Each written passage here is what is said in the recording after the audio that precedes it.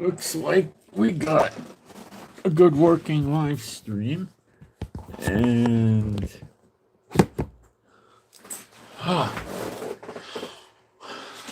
okay, my name's Moshe, and I'm coming to you from Israel in the Galilee. And it's a nice sunny day today, just cold. It's 7:43 in the morning, Friday, January 16th. And what's going on? Well, we're going to talk about why Trump stopped the attack suddenly. It was ready to go. Why he suddenly stopped it. What happened? And the stories that are floating around on the internet uh, are not true. Okay, there's one guy that said that something scared Trump. And he usually doesn't talk like, well, I don't know, maybe he does, but that was a good move. Most of the other people know that a lot of their followers are Trumpites. You know, they love Trump. Although these preppers and survivalists and stuff, they know better. They know Trump's, punks out. And you could say nicely changes his mind, but you could also say backs out or gets scared or punks out. And they're afraid to go out there and badmouth Trump. This other fellow actually did it. So I take my hat off to him for actually saying it. He said that, words to the effect that something scared Trump. But he didn't quite hit the nail on the head. But he did bring up a lot of good points that were contributing factors, I believe, to this. So we're going to get into that today. And we're going to debunk all the most common explanations about that.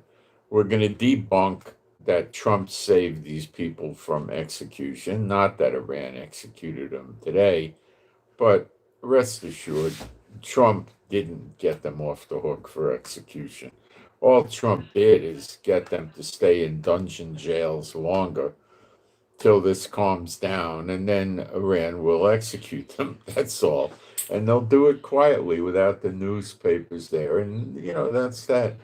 And then you'll hear rumors, well, we think the families are executed, that kind of thing. All right. So that's going to be the dominant theme. And then we'll do some Bible work after that. So we're going to discuss all the different theories about, he's waiting for the aircraft carriers, and he's not waiting for the aircraft carriers, for crying out loud. He was going to strike. He came within minutes of striking, and the aircraft carriers weren't here. Then we're going to cover why does it look like Iran is preparing for a preemptive attack? And will they do a preemptive attack, and on who? And does Iran have missiles that could actually reach America, perhaps, that they got from China and Russia now, today? Okay, so I'm going to go into the live stream. Now, I'm not going to give you the soft, watered down stuff you get from the other guys well, some of them are pretty truthful, but I'm telling you that, nothing good happened in Iran. Trump made it worse. That's all he did. And Israel did not call off the strike. Netanyahu never said that he did that. Netanyahu, I've watched this guy for many years. He would never stop it. He doesn't give a hoot if Israel gets attacked. He's more than happy to take let Israel take the hit. He has evidenced in the past. He has no problem with that. But he didn't do it. Trump says things all the time, common, frequent, very frequent, that are not true. Like he says, he was negotiating with Iran. Iran said, "What negotiations? We're not negotiating with the guy." They, and now Trump says he's going to go into diplomatic solutions with Iran. First of all, when has Trump's diplomatic solutions ever really worked? Probably 90% of the time they fail. And second of all, he's tried diplomatic solutions with Iran. It's a joke. You see, what you'll see today is Iran is interpreting Trump as afraid to do anything. Okay, so let me give you for instance, you break into a guy breaks into your house at 3 o'clock in the morning. You get up, you have a Smith and Wesson 44 Magnum loaded, and you point it at the guy and you say freeze, and the guy freezes. Does the guy have a gun in his hand, in his belt or something? Yeah. And then you tell him, take your left hand and grab the gun and drop it on the floor and blah blah blah. And he says no. And then you start yelling at him, and he says no. Then he starts walking towards you, and you say stop, stop. Then he comes to the conclusion you're afraid to shoot him, and then he pulls his own gun out and kills you while you have a gun pointed at him. Trump is the homeowner, Iran is the burglar. Own gun out and kills you while you have a gun pointed at him. Trump is the homeowner, Iran is the burglar.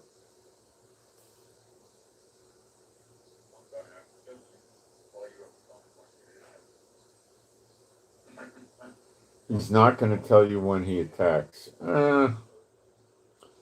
I have to say that's always a possibility.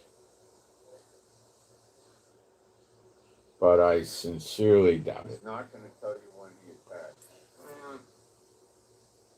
I have to say that's always. But I sincerely.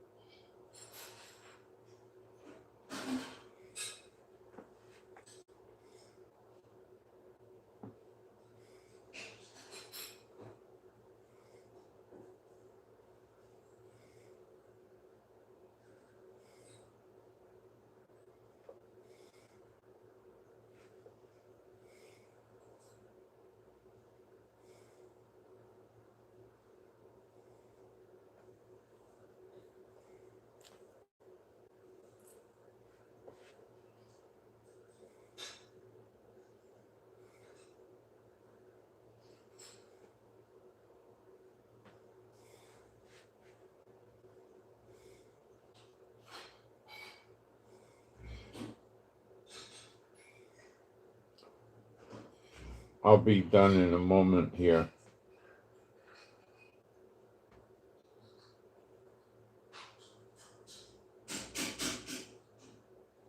I'm finished. I'll be done in a moment here. Let me pin this up.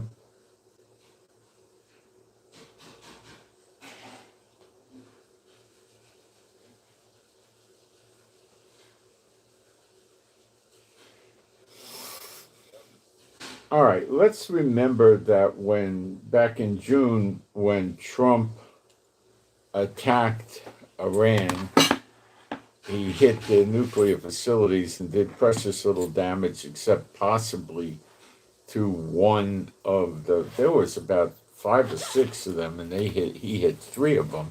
So how serious was he? And one of them possibly could have been destroyed. The others just had superficial damage, and as far as we all know, they could very well be continuing to use these facilities today, or not. We don't know. All right, so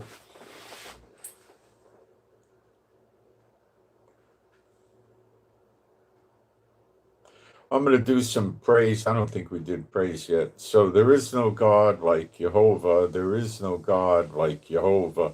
There is no God like Jehovah. There is no God like Jehovah. There is no God like Jehovah. There is no God like Jehovah. There is no God like Jehovah. There is no Messiah like Yeshua. There is no Messiah like Yeshua. There is no Messiah like Yeshua. There is no Messiah like Yeshua. There is no Messiah like Yeshua. There is no Messiah like Yeshua. All right. So let's go through the different possibilities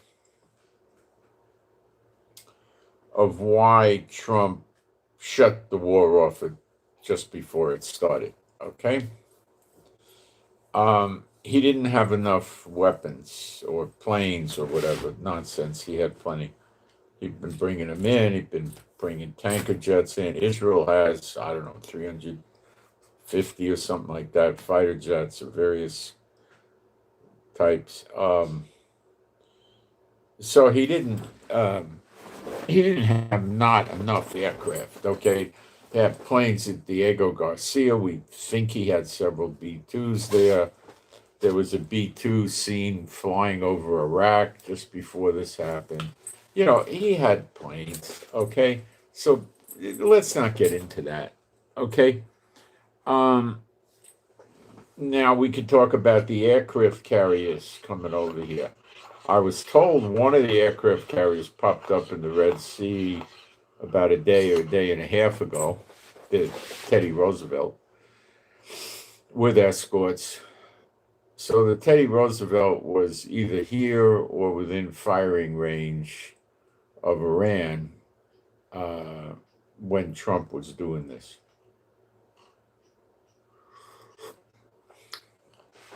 Okay.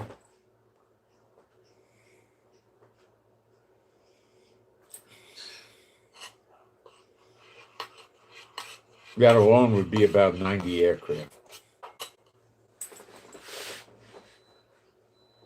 They don't always load that many. They might load 80 or something like that, but a lot of aircraft.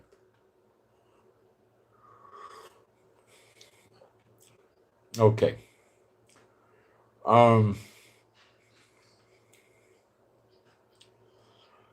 The Saudis and other Arab countries, I think Turkey,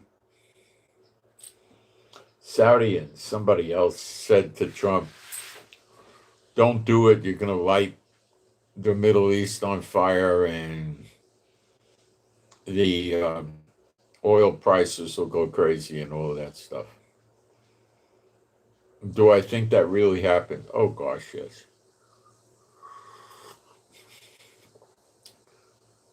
Do I think that is really true, what these Arab countries said? Yeah. But I'm positive Trump knew all that before he planned it. Okay? So that's not a good excuse for it because Trump knew that going in. He was completely aware of that. He actually was evacuating in part the American bases in some of the countries close to Iran. Next, Trump didn't have enough aircraft to knock missiles down and stuff. No, that's not the normal mode. The normal mode is they use ships to fire at the missiles coming in, but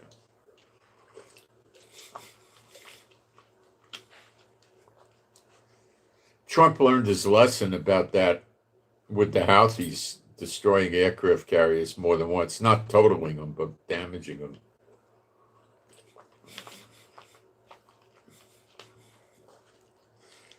As well as American planes. So he wasn't going to try that. He ain't letting any Navy ships of any substance get near Iran. So, no.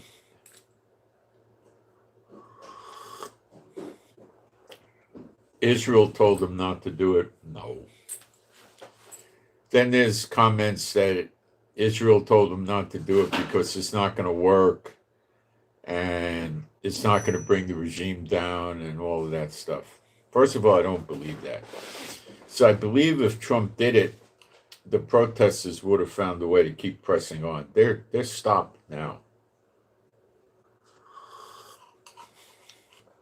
Iran found a way to shut down Starlink by about 90%.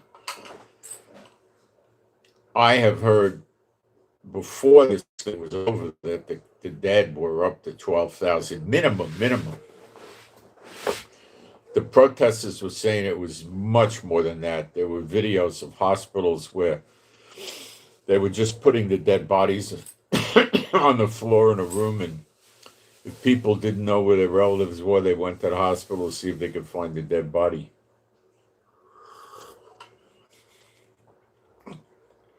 Some doctors got arrested for treating Iranian protesters or civilians that got shot. They weren't supposed to treat them.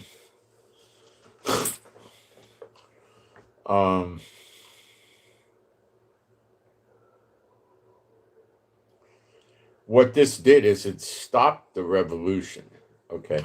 It gave Iran a victory.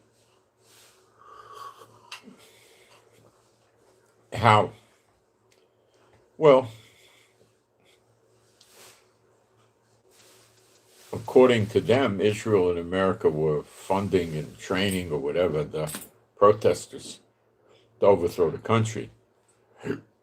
Do I know that this is true? No. Do I think it could be true? Sure. Could it be other countries as well, like UK, France, Germany, Italy, and other countries involved in this just as easily? Sure.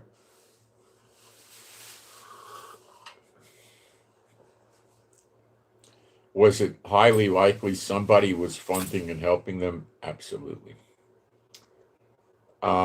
Just because Iran says it was Israel and America doesn't mean it was, but it could have been very likely, you know.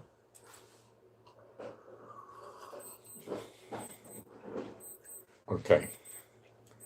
So Iran has an axe to grind, obviously, and they won. They suppressed the protesters. They have a ton of them in jail. I understand they've lost about 500 members of their security forces. I'll give you a breakdown of the damage now. I don't have a total complete, but I'll give you the breakdown of the important things that the protesters destroyed. And you'll get a feel for how serious it was. And it was serious, but it wasn't that serious, okay? Serious for sure, but not super serious. Okay, it's getting either hot or cold here with this heater. Let me see how I feel. All right, let me find my breakdown and I'll give it to you. A lot of mosques got burned and damaged. That was very, very interesting.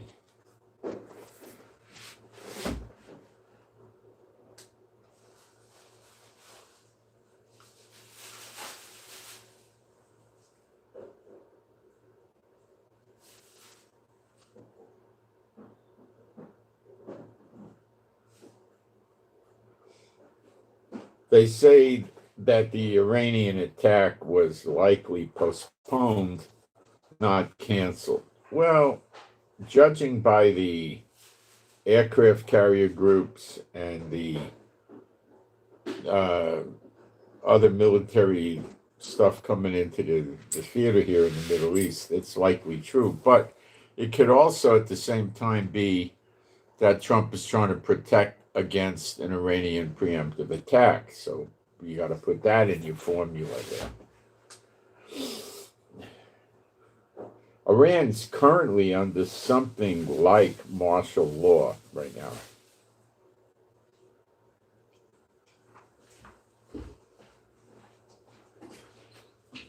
And the other thing that is very worthy of note is that the Iranian big shots, like the son of Khomeini, are transferring millions or billions and millions of dollars out of the country to various different countries.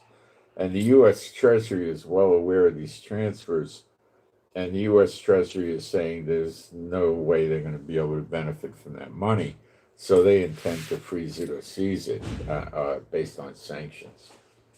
And that is going to do nothing but encourage Iran more so to do a preemptive attack, right? You understand that? That's not very difficult to understand. Now, the Bitcoin stuff, I don't think they could do anything about. But ultimately, you want to get your Bitcoin converted into money and put it in a bank, and that can get sticky for them. Well, I got to block the sun to see this.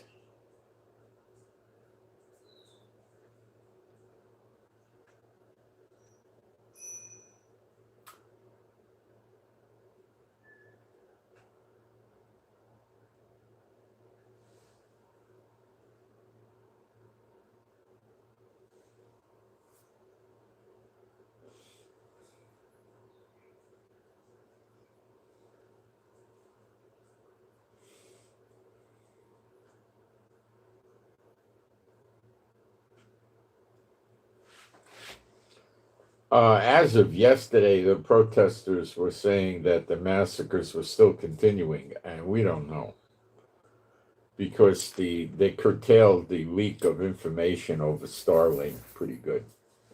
The Iranians shut it down real good. Trump said they stopped killing protesters. Well, they stopped killing protesters that we could see. And they may have. What they did is they took the cities they were worried about and they put soldiers in it. Critical points of the roads and stuff like that. So if they saw the protesters setting up, they would get on the radio, get help, and start shooting them. It's coming out now, they were shooting protesters in the face with shotguns. Now, what they were doing with the shotguns was more than likely using bird shot. So there could have been like 80 or 90 little pellets inside the round, the shotgun, and they'd aim at the head. It would be very unlikely to kill them, but it could blind them, it could hit them in the throat, hit teeth and, scar their faces and their heads, and that's the effect they were looking for. Just in passing, the Syrian Druze leader in Syria is calling for an alliance with Israel. He's a sheikh, blah, blah, blah, a spiritual leader of the Druze in Soyeda in Syria, has declared support for full independence from Giuliani in Syria and strategic partnership with Israel. We see ourselves as an inseparable part of Israel's existence.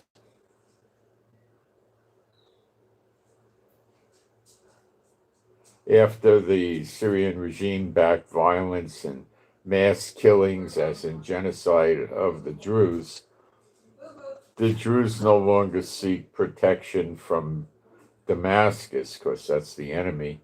They seek alignment with Jerusalem. Well, I think that Netanyahu wants to help these people, but I think it has limits. But I don't know what those limits are yet. We'll see.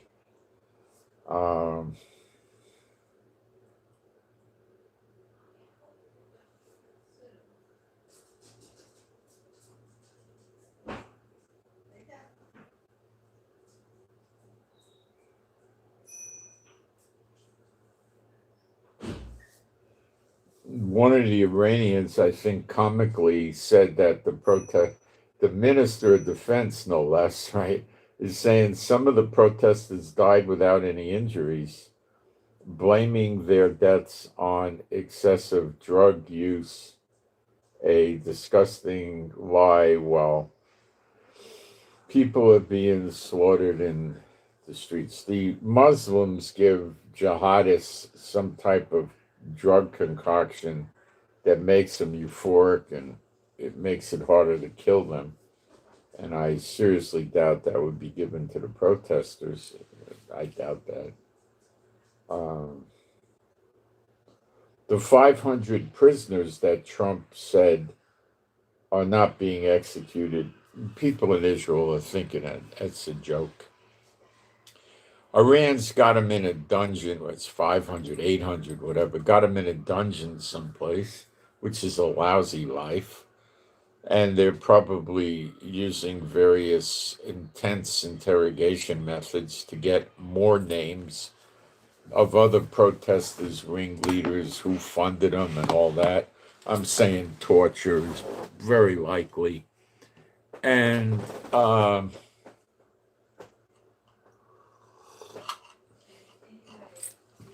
they'll be rounding up all the names they pick up, if they could find them, bringing more into jail. And when they finish their interrogations, they're going to execute these people. They're going to just take their sweet time about it. They're not going to return them back to the community.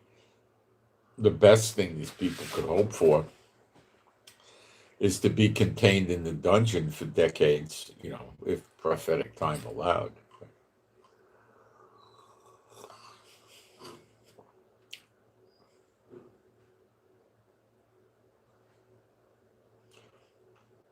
If Trump didn't, so to speak, intervene, they probably would have kept a few highly placed ones for enhanced interrogation, maybe 25, and the rest of them would have been executed publicly.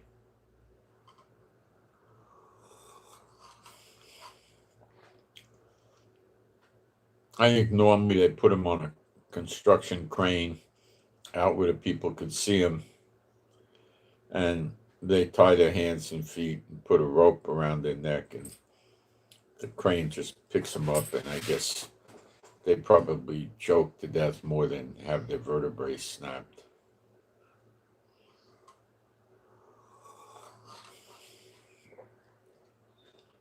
They don't usually use a sophisticated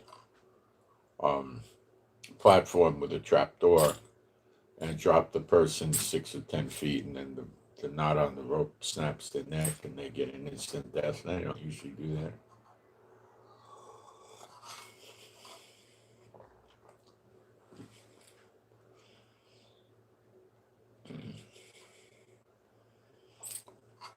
It would make a spectacle out of it to try to deter the protesters from continuing.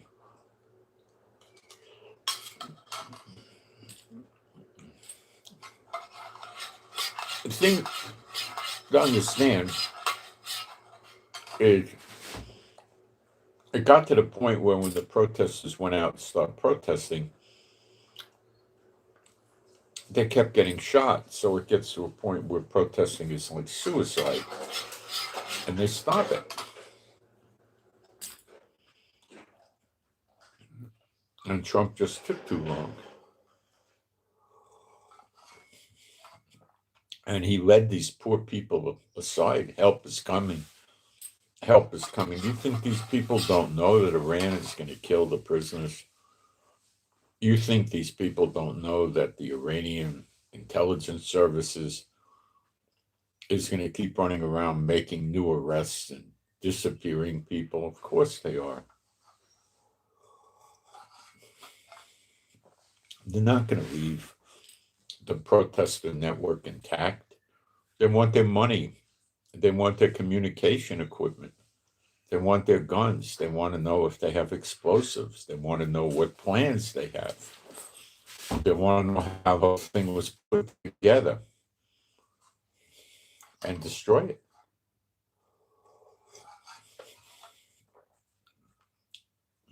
Okay.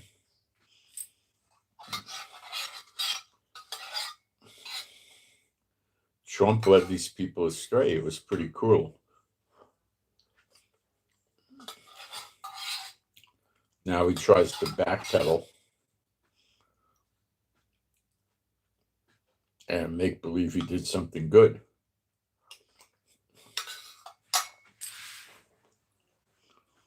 Okay.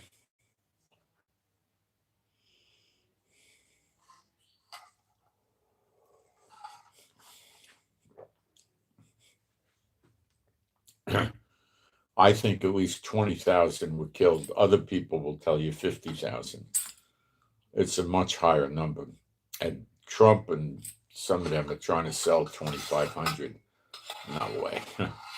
No way. Days before it was over, they were coming up with 12,000. dead plus prisoners and wounded and all that.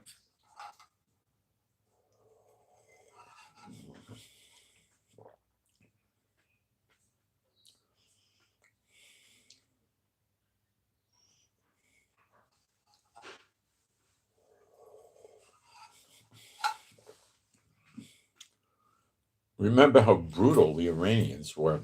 If any doctor in the hospital was treating a gunshot wound, they went after him. They didn't want these people getting treated.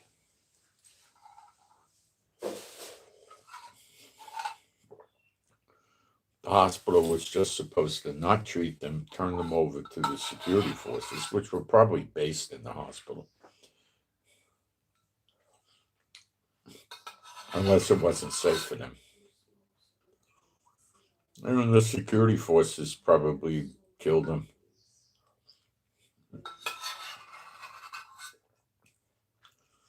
Iran dealt with these people brutally.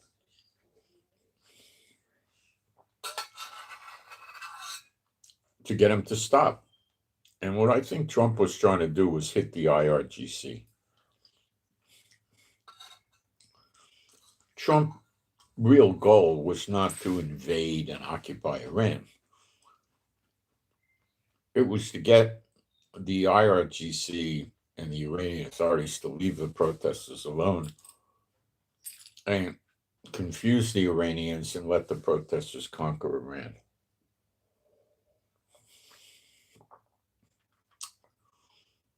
And then put the Shah's son in power and all that.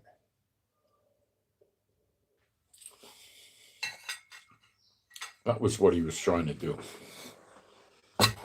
And we'll get into what really scared him. Okay.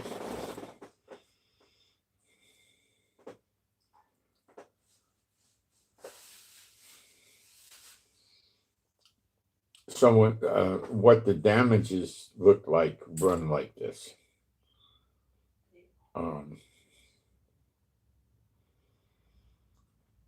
250 mosques were destroyed by fire or otherwise. 250. So these people hate the Muslims because the Muslims are oppressing them horribly. Okay. 317 bank branches were completely destroyed through various means, and 4,700 bank branches were damaged. Now, that's a lot, okay? 317. Bye. Okay, bye. No, I covered that. 260 ATMs were destroyed and 1,400 ATMs were damaged. So they focused heavy on the banks. Many vehicles were burned, including 183 ambulances. Why they went after the ambulances is, I don't know. Unless the ambulances were not helping the people, if they, had a gunshot, they were just helping the security forces. I don't know what happened there.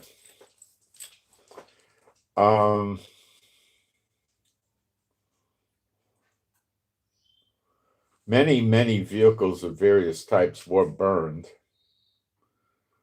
other than 183 ambulances. 783 stores were damaged. 265 schools were damaged. Now, I'm just giving you a smattering of all the damages. It was a lot more than this, but these were the big ones. And they're talking 800 prisoners with the execution that was suspended. And, Iran may decide to execute them tomorrow or, something like that. We don't know. Iran's going to operate in defiance of Trump because he sees Trump as weak. Iran sees Trump as weak. Trump has never adapted to learning the ways of the Middle East. He just refuses to.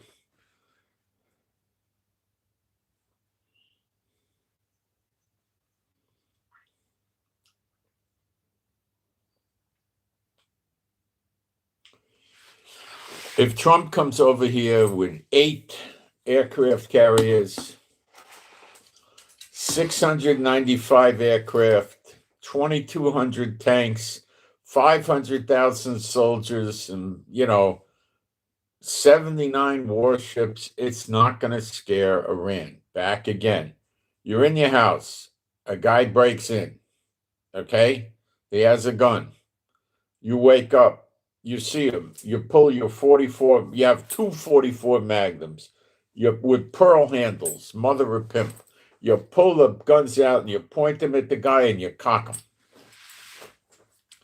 And you say freeze. So the guy stops and stops talking and just stands still. And then you say to the guy, I want you to take your left hand in the gun, the gun's in his belt, let's say, take it out with 2 fingers and drop it on the floor.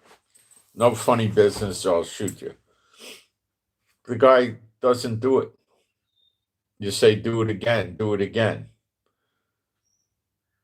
Then you say, if you don't do it, I'm going to shoot you. Then the crook starts walking towards you, saying, you're not going to shoot me. You're afraid to shoot me. And you keep sitting there with your 2 guns pointed at him. Stop, stop, stop. And he gets close enough to you, then he pulls his gun out and he kills you. Okay? Trump is the homeowner and Iran is the burglar.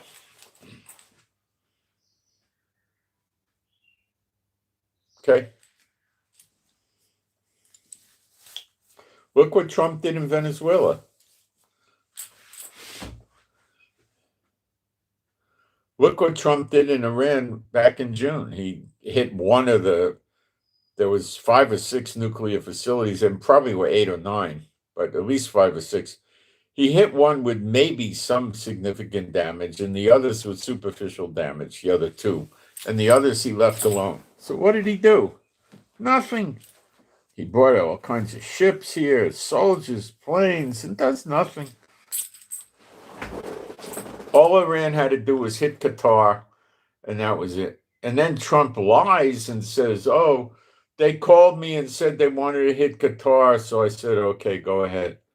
Are you kidding me? That's a real story. That's about as real as Netanyahu said, postpone the attack.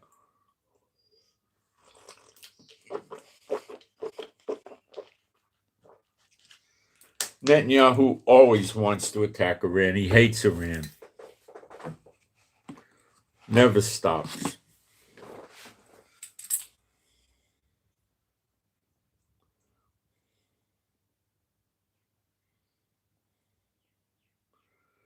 The current story floating around in the media, if you're going to find even any media that carries it, is Washington concluded that potential cost would bring harm to American bases in the region, Israel, and energy industry in the Gulf. In other words, the Arab states that have oil refineries that Iran could hit.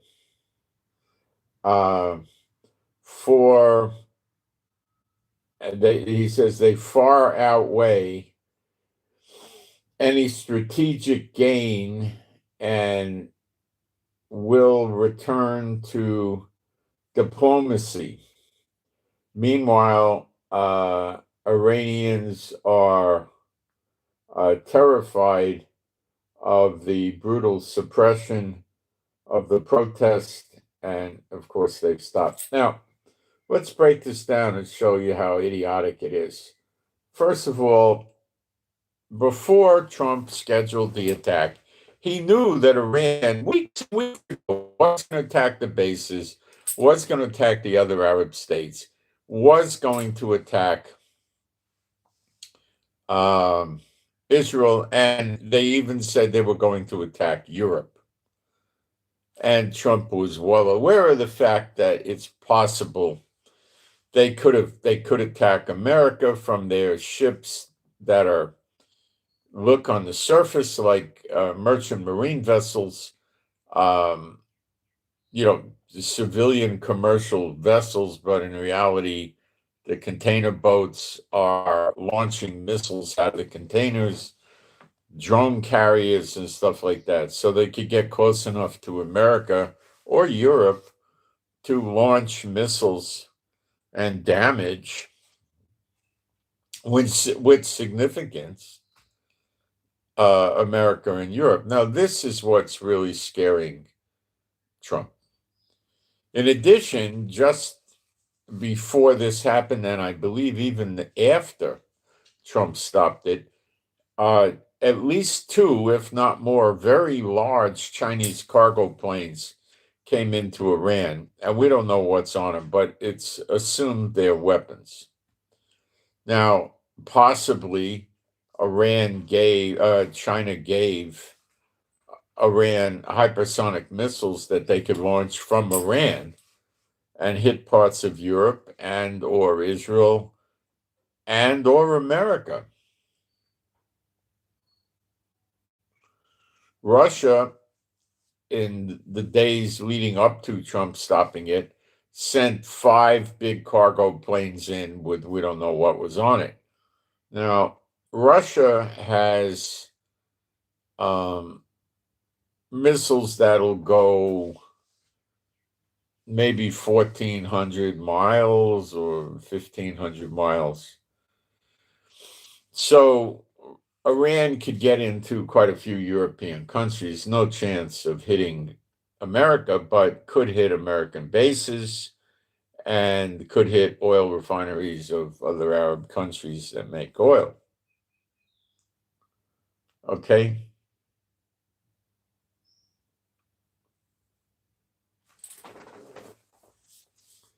So that part of the story that they're releasing is bogus, okay?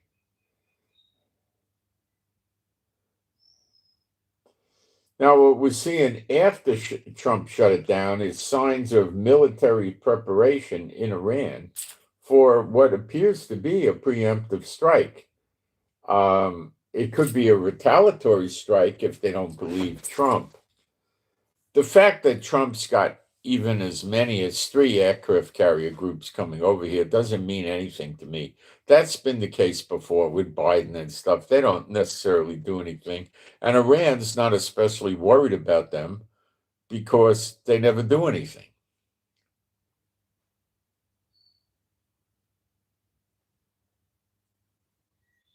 I think the only time that America is going to really put the aircraft carriers at risk is if America homeland is being attacked.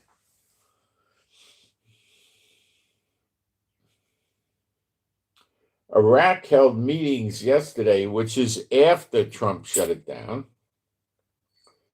Iraq is a puppet state of Iran, and when we read the prophecies, which are the most important, in Jeremiah 49 over Elam, E-L-A-M, it appears that's Iraq and Iran and maybe even pieces of Syria. Could be Syria part too. So Iraq held meetings and they were discussing how to take down Israeli planes flying over Iraq to hit Iran. And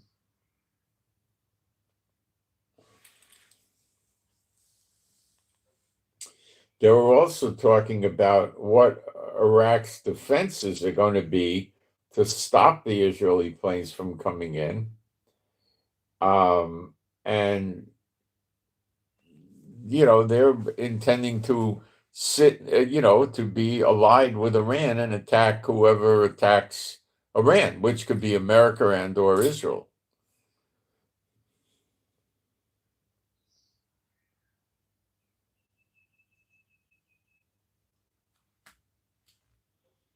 So we would think that Iran is out now building longer range missiles right now.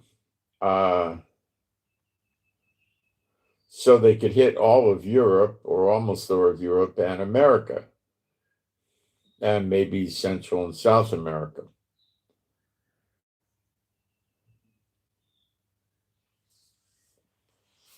if they get these kind of missiles, they can dictate to America what to do in general with their own selves and regarding Israel. Now, the funny thing about what I just told you is I think it's already there. I think they already have these missiles. And I think they told Trump because they don't want to get hit. I mean, Iran talks tough, but they don't want 350 bombs in their country. They're weak, they're not stable, and they don't want it. Okay.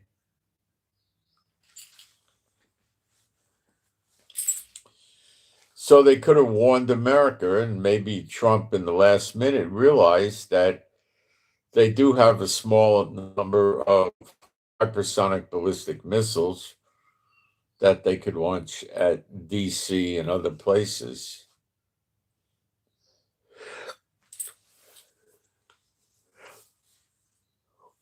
And he stopped it. And if that's the case, then Iran is going to start telling America what to do. Yes, they're going to start dictating to Trump. And what's Trump going to do? Go to war? No. Pull out of the Middle East? No. What's he going to do? I really don't know what he's going to do. I'm not so sure he knows what he's going to do.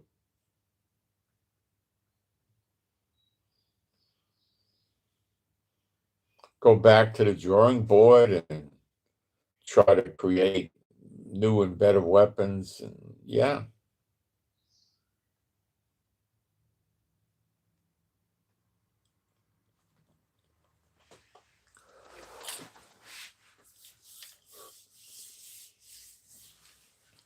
It's a mess, okay? Something scared Trump so bad he wouldn't proceed. And he just dropped the protesters. They did it all for nothing. And what's Netanyahu going to do about all this? Nothing. What's he going to do? Hey, Donald, you did what you did. I'm still with you. You had to do it. All right. It's no problem. We're good. Netanyahu doesn't care. He's not going to chastise Trump or anything.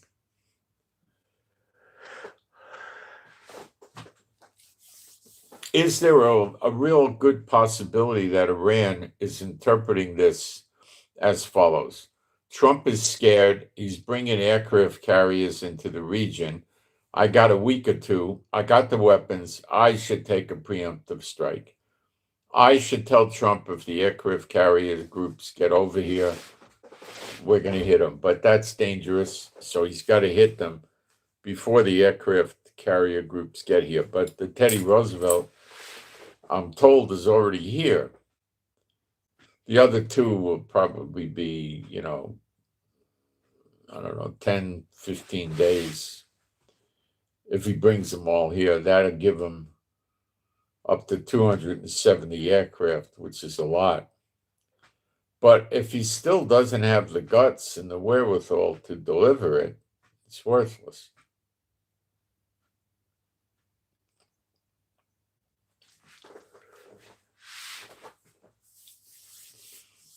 So yeah, right this minute, Iran could be saying to themselves, these jackasses are going to, they were saying that if the Iranians were saying that if the people burned the vehicle, they would get $500 or something. If they burned this, they get $1,500.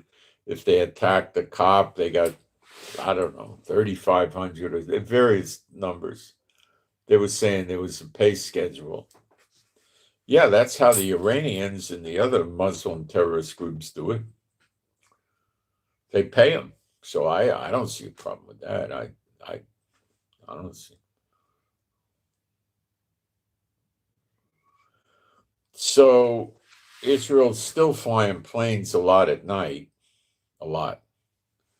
So they sense that there's still a problem. Now, we've been hitting Hezbollah and destroying a lot of their ammo dumps, their infrastructure, their command center, control center, things like that.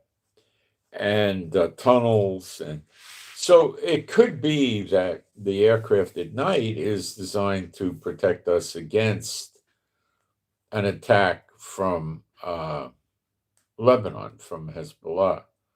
But I really don't see it that way. I don't. But it could be. I don't know.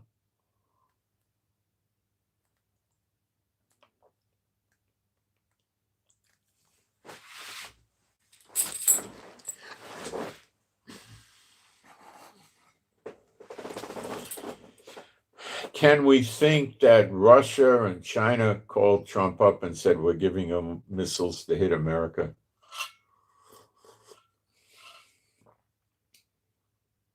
Yeah, I mean, I don't think they would do that, but they could have.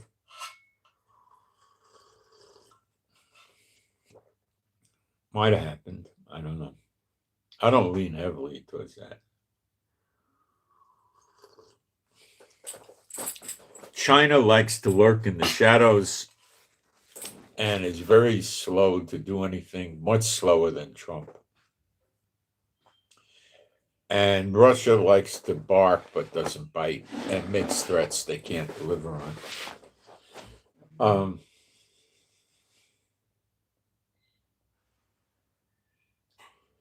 More than likely, Israel is still worried that Iran may strike.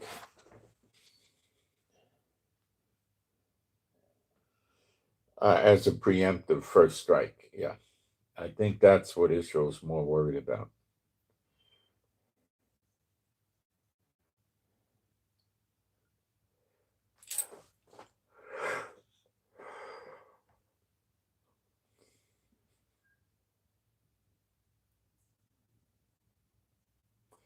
If Trump thinks that Iran could land missiles inside the United States territory, he's going to get very scared.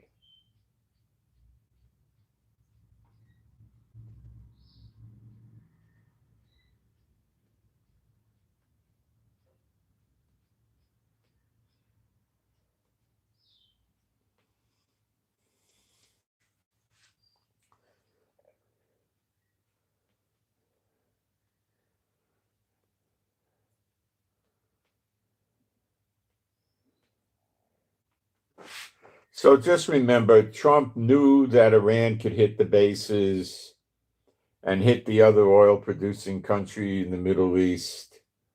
Their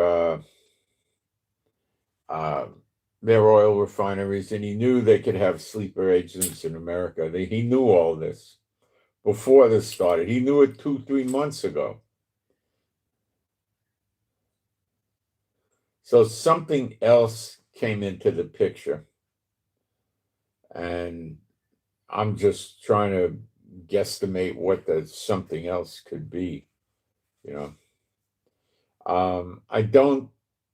I mean, do I? What you're going to hear a lot of people say is, "Oh, we were in danger of being outgunned." So America never gets outgunned. So they're waiting for the aircraft carrier groups, and then they're going to start in again.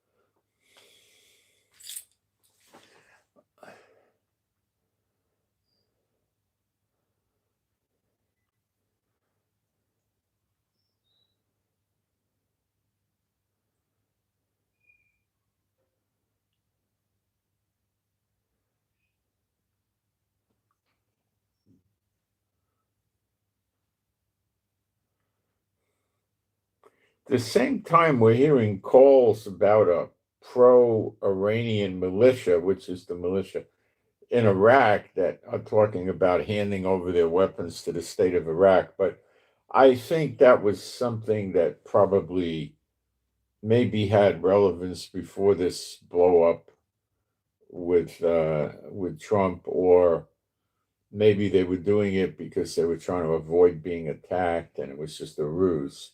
But I can't believe it was real.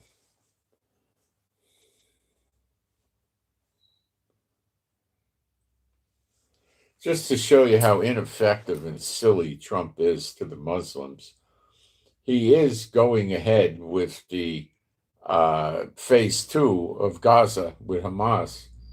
And he's saying the U.S. is going to ink this armament deal with Hamas, uh, threatens the group if it doesn't comply. Well, Trump's been threatening them for what, 6 months? They ignore him. They know Trump is weak. You understand? Okay, the fact that Trump has the. Okay, it looks like I'm back. I um I was cut off for a minute. Let me go check my modem and stuff. I'll be right back.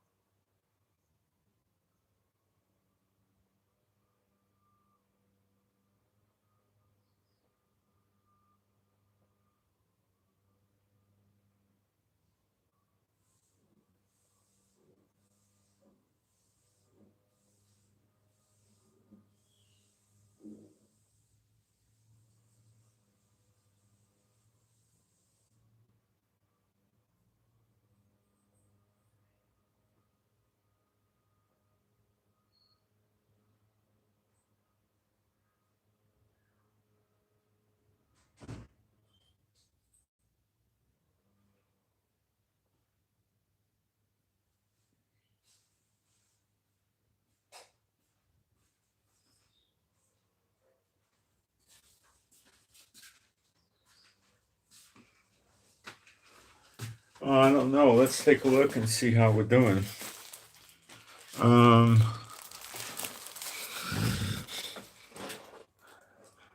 looks like we're okay.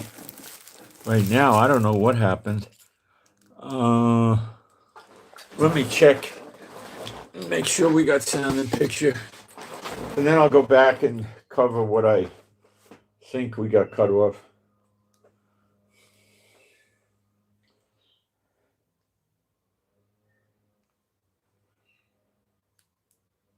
All right, let's remember that when back in June, when Trump attacked Iran, he hit their nuclear facilities and did precious little damage, except possibly to one of there was about 5 or 6 of them, and he hit 3 of them. So how serious was it? And one of them possibly could have been destroyed. The others just had superficial damage, and as far as we all know, they could very well be continuing to use these facilities. Okay, what I was talking about was a preemptive strike possibility from Iran, and I think it's highly likely. Trump has never understood that, you don't intimidate and scare these jihadist lunatics. Okay, look at them in Hamas, okay? They don't have nothing really to fight with. They can't put up a big fight. But they know that Trump is never going to attack them.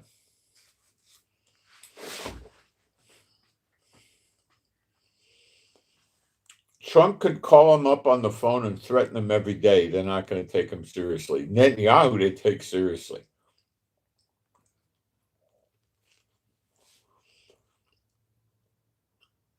So if Trump tells Netanyahu, go wipe out Hamas, Netanyahu will do it by air attacks.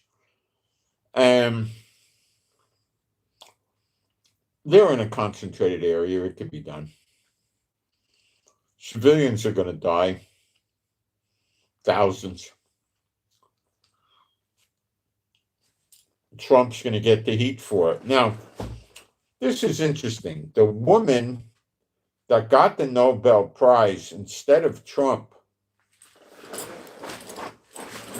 was the opposition leader in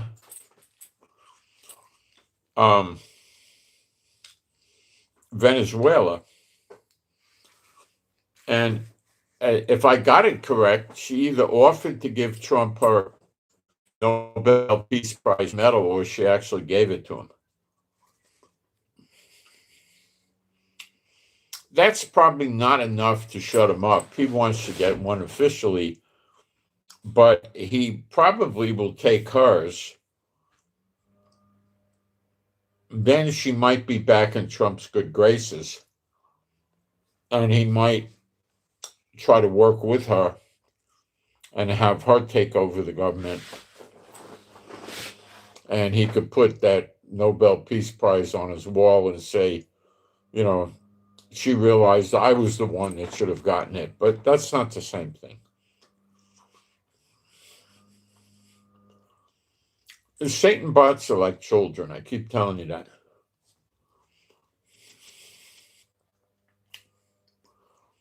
They're just like children. They don't know what to do.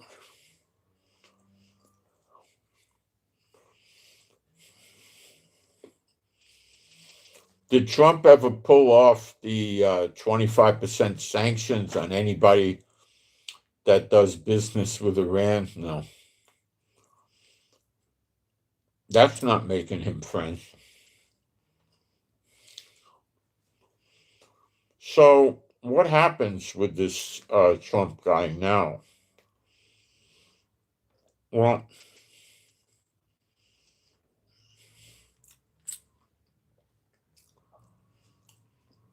is it possible he was told if he doesn't back out of Iran, they're going to impeach him? No. They would have told him that days and days before. Mm-mm.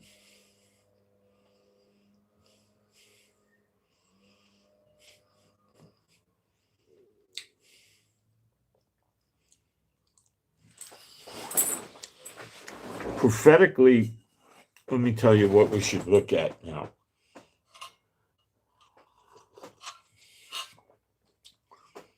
Trump may not be the one to take out Iran.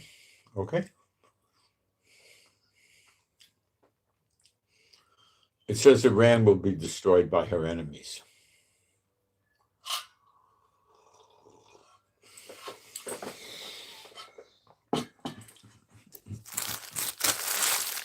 Iran can make a lot of enemies very easily. Attack Europe. Could they take out Iran? Oh, heck yeah. Oh, yeah. And there's much less Iran could do to them than what they could do in the Middle East to Israel. Much less. But Israel would probably be involved in it. But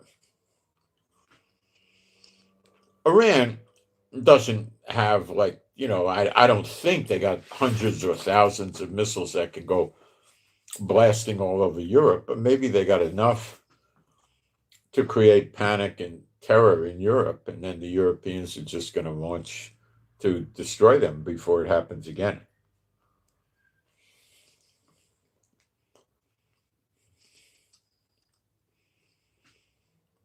NATO and the EU.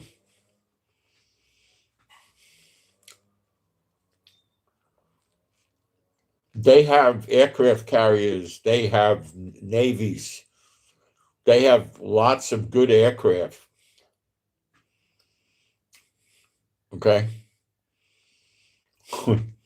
They can do the job.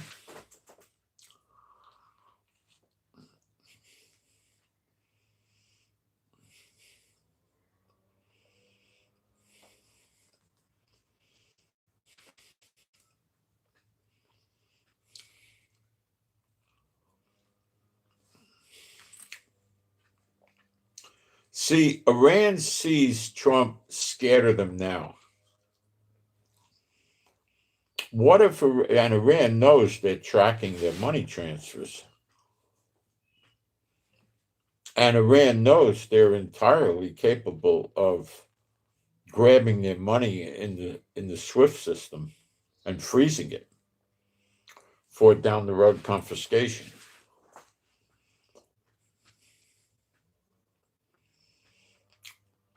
This is the Khomeini and his family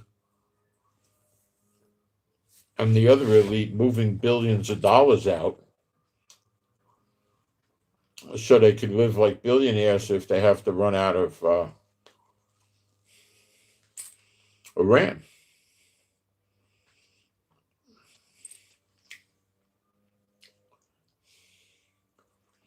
You know, these are the kind of people that are going to spend $4 or $5 million a month on security, at least for the first 5 years.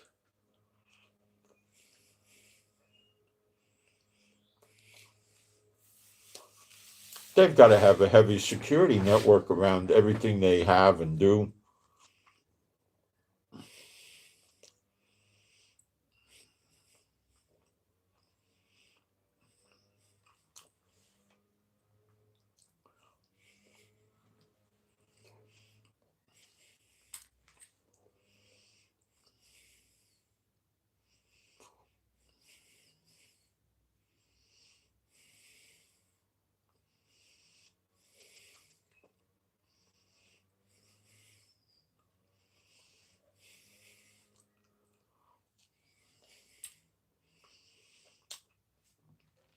So is that grounds for a preemptive strike? Well, according to Khomeini and the elite of Iran, yeah.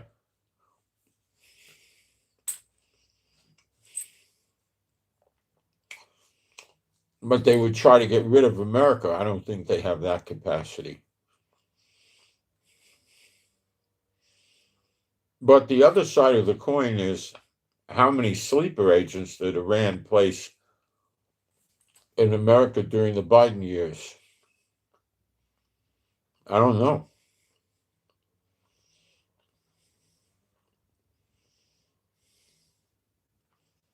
I don't know. How many did other countries place there, other Muslim states? How much Hezbollah and Hamas is there? How many Houthis are there? How much ISIS is there? Al Qaeda is there? We don't know.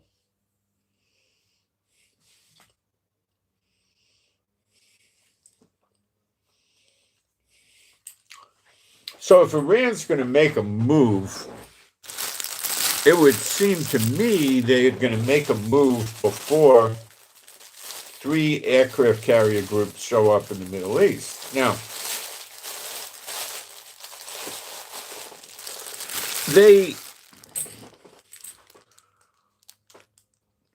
know that Trump has a lot of weapons, and they're assumptive that if they do enough bad things to Trump directly to America, not just the allies, American military bases is pretty serious.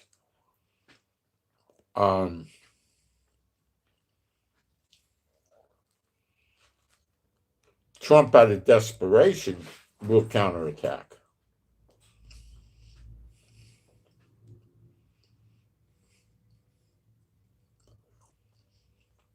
But we don't know how demented their thinking is. They might be thinking,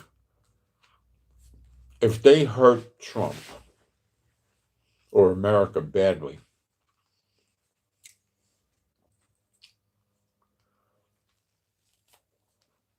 they try for a repeat performance of what just happened yesterday or the day before. And they tell Trump that they're willing to stop but there has to be a ceasefire deal. And all the sanctions have to be lifted. And no controls over our nuclear aspirations.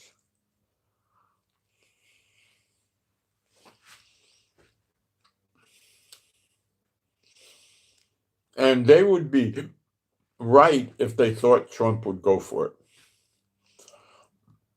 Trump probably would.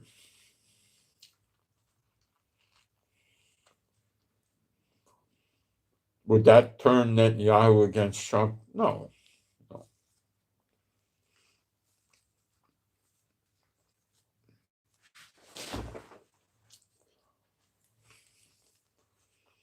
There's not very much of anything that's going to turn Netanyahu away from Trump, because Trump's trying to keep Netanyahu out of jail from the 3 criminal cases that he's accused of doing things regarding corruption.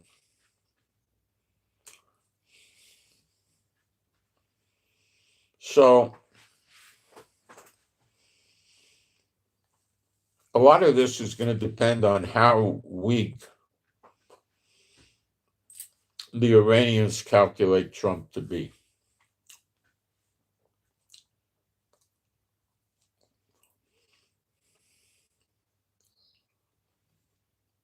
Hamas ain't disarming. Hamas is sitting there thinking, if Trump turns Netanyahu loose to bomb us, we got so many civilians that are going to get killed. It's going to be in the thousands. In America and the whole world, protests, bad PR, UN meetings, all kinds of stuff,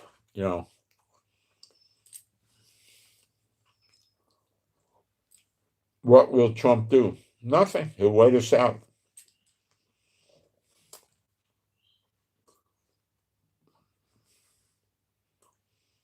That's what they think Trump will do. Probably right.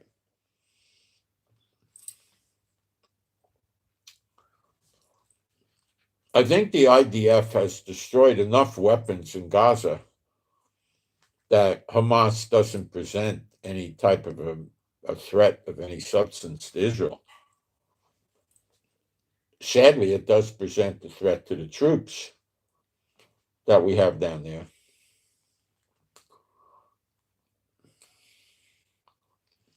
To affect Israel, they got to get a launch, some kind of missile, and I think they don't have that together anymore.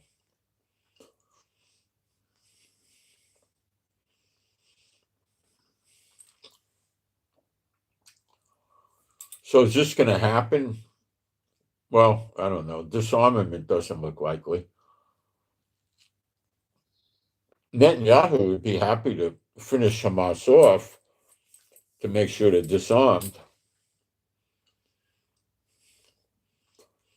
Now the Houthis in Yemen are saying if Israel sets up anything in Somaliland, which is a part of Somalia in Africa by the Red Sea that broke away from Somalia, and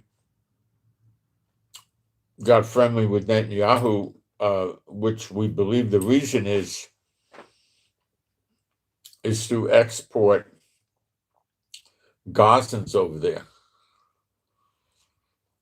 And they said they would take them in. So I think what the Houthis have said is if you take Hamas and bring them to Somaliland, we're going to shoot drones and missiles at Somaliland and commit mayhem on them. Muslims would do that. They would consider these people that left Gaza to be some sort of evil infidels that should have stayed in Gaza to create a problem for Israel instead leaving. And they won't like that.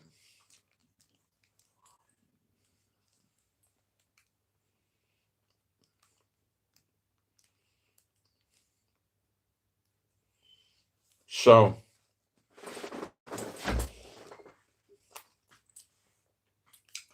that could get in the way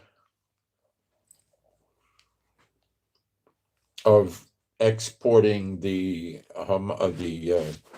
Gazan civilians to Somaliland, requiring the disabling of the Houthis.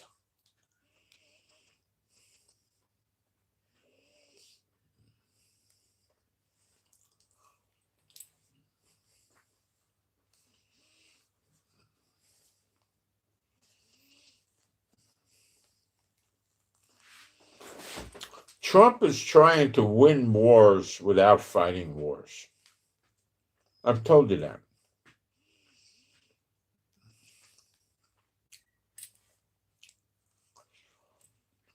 And it's not working. What has he gotten out of Venezuela? I mean, the Maduro people are still running Venezuela.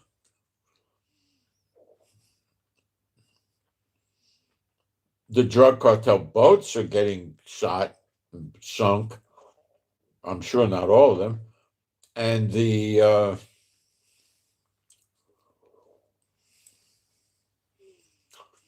oil tankers trying to break Trump sanctions are getting grabbed, but that's it. That's not in Venezuela. That's in the oceans.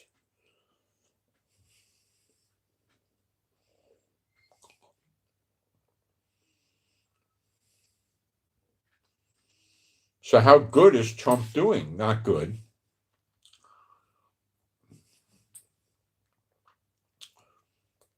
He's afraid to go in to Venezuela. He's got some stupid game he's playing where he wants to become a Nobel Peace Prize holder, and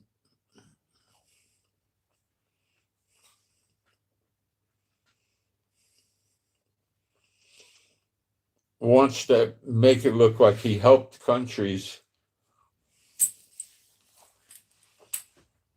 and set the people free without a war, and letting the bodies hit the floor, and at the same time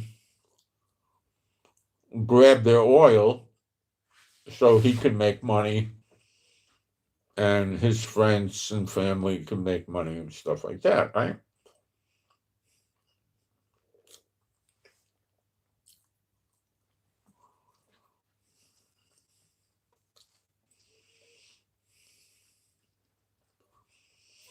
He told the oil companies a few days ago, okay, go in and make investments in Venezuela. And they said, no, it's not stable enough. They wouldn't listen to him. So they don't believe in him.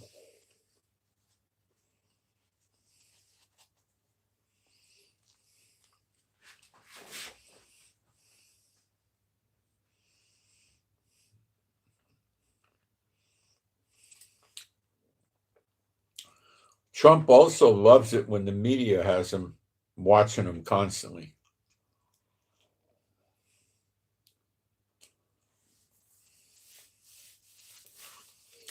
Has Trump helped the protesters in Iran like he said he would? No. He's treacherous. You can't believe him. No. I think he'll turn on Netanyahu. He'll turn on anybody, this guy. He doesn't care.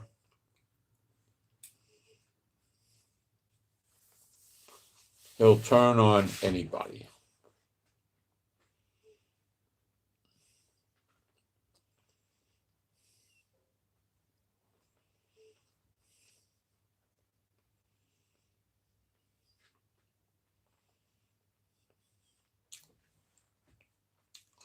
He doesn't care.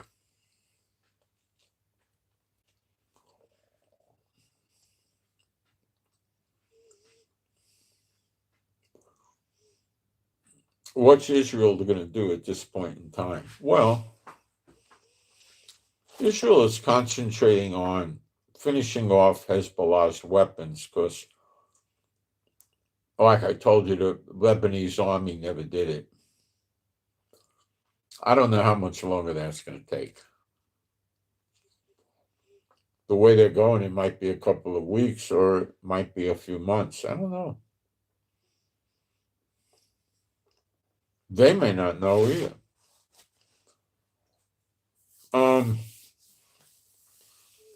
They got to do something about Hamas, so they're worried about that too. They're concerned.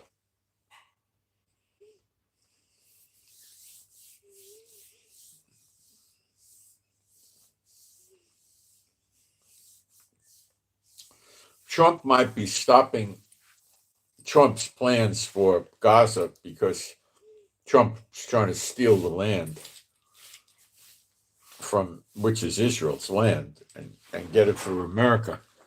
And I think the Lord's not happy about that, so it ain't working out well for Trump.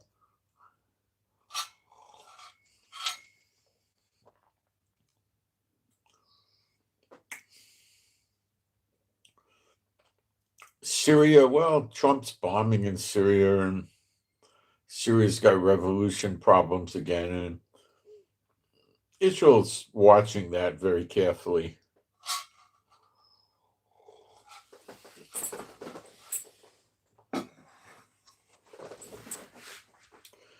Trump promised to get the Houthis months ago. He still hasn't done anything. He can't do anything the way he runs the government. He has to check with Trump. So that's not going anywhere, unfortunately. But the Houthis are no longer attacking us every day either.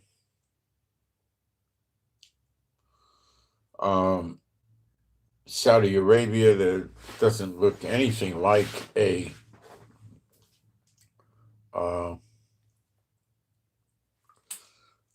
Abrahamic Accord.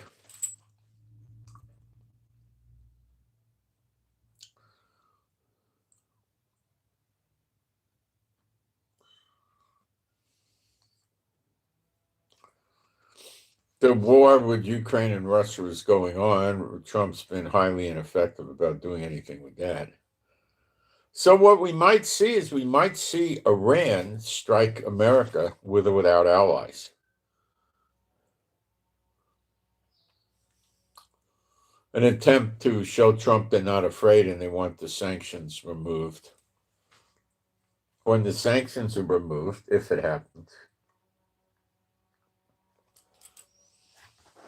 Iran will go back to funding terrorist groups around the world in a big way, and they'll probably build a legitimate navy quickly and do whatever they can to get aircraft from China and Russia, which are not as good as NATO aircraft or American aircraft, but it's dangerous. They're dangerous. And try to build itself up with military. I don't think that's going to happen. But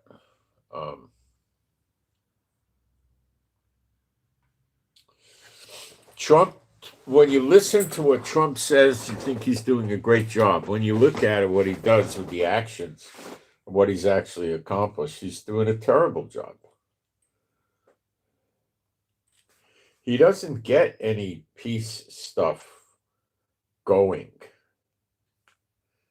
Okay.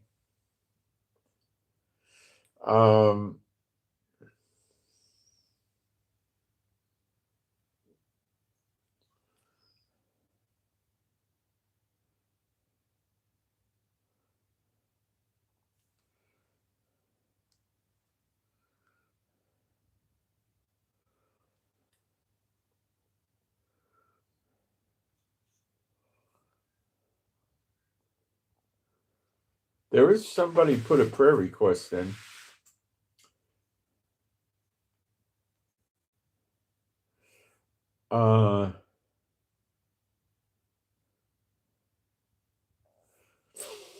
Okay, we have a prayer request for a dog, and we do pray for animals and pets all the time, and we get good results.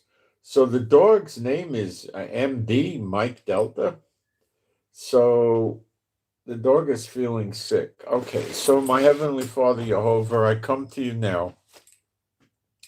B'Shem Yeshua HaMashiach for MD, the dog. And I pray for MD, the dog, to be healed, raised up, feel good, not be sick anymore. B'Shem Yeshua HaMashiach. And if you're a believer, you can agree with that as well. Please do. Okay. We got that taken care of. I ordered some stuff from eBay, and the guy apparently, I don't know, I think he might have sent it. It showed up in Israel in mid-December, and now we're in mid-January. I don't know what happened to it. So I wrote him, and he didn't give me any answers back. The tracking and the system wasn't doing any good, so they just sent me my money back. That was nice. eBay's pretty good about that stuff. So I ordered some other stuff, some iDrop stuff, and it's been about 6 weeks, and I never got a tracking number from the character. So I wrote him, and he sent me a tracking number, but he didn't send it for 6 weeks. So what am I dealing with? So I've had them send from I don't know if it was India, from someplace. They sent me an envelope once that just had paper stuffed in it. So anyway, you can deal with that. So I'm working on that too. So I don't know if I should reorder anything from eBay anymore. I think it may just gone down the tubes, but there are good sellers in eBay. I bought other stuff in eBay not that far in the past that were more substantial. These things are very, very inexpensive items, but if I buy naproxen in Israel, I'm going to pay at least 5 or 10 times more for it. So I don't know what to do. Can't get it on Amazon. I don't know. Maybe I could try different Amazons around the world and get it. Try Asia. I don't know, other countries. And then France, Singapore, Scandinavian countries, Canada, and I'll probably find it someplace, Brazil, Mexico. Somebody will have it.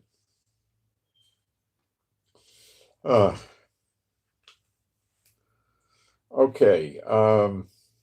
Annoying.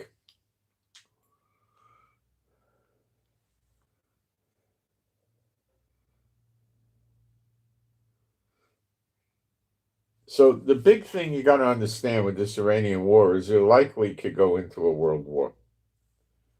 Okay.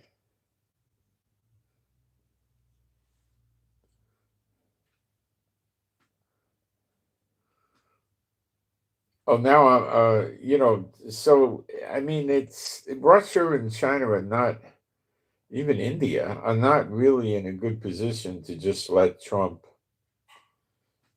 do what he wants with the oil, and because they could wind up in a bad way. So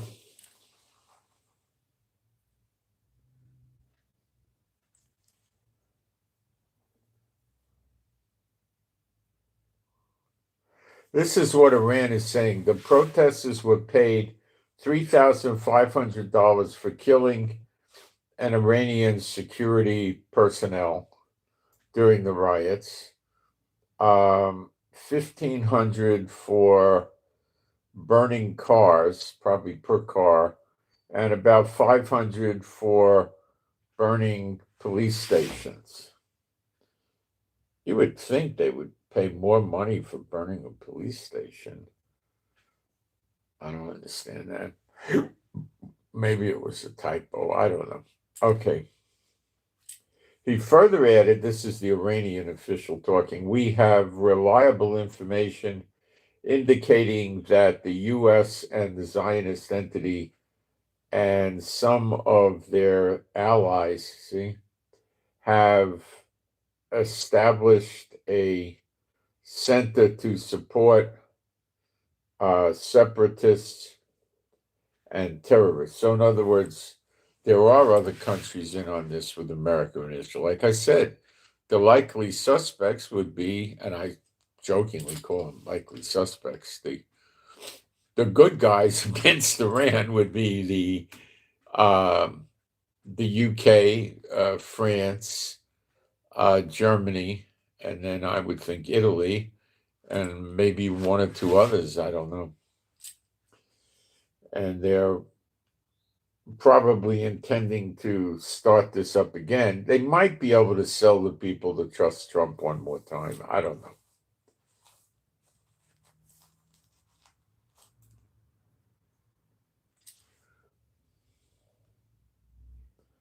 Trump right away after, Iran right away after Trump said he wasn't going to attack, they opened their airspace up again.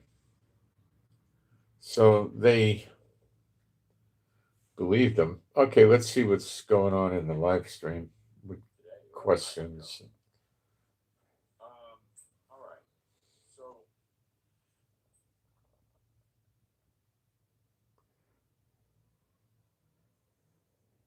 I'm going to do some praise. EXE38. I don't know what you some kind of executive order or something. I don't know. There is no God like Jehovah. There is no God like Jehovah. We don't know 100%.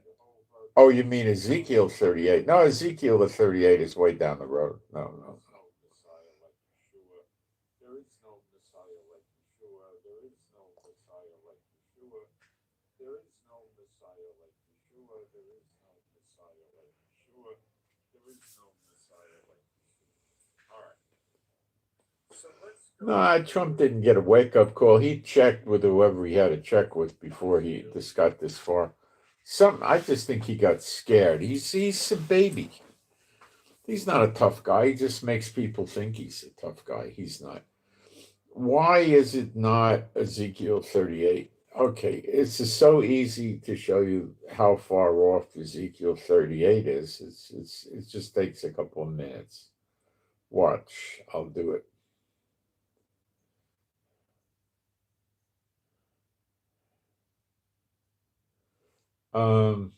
Okay, you just go to the beginning of Ezekiel 38 and it says, "And the word of the Lord came unto me, saying, Son of man," see, that's what he called Yeshua, and I think the big prophets, or maybe all the prophets, were sons of God, like Yeshua and the two witnesses. Okay. Son of man, set thy face against Gog. Well, let me just read this to you again, because some of you get weird when I say that. Of course, the churches are teaching you otherwise. And let me find this scripture for you that shows you about this. You go to Job 1:6. Why did I go to 2? I wanted 1. It's an iPad, that's why. Okay, 6.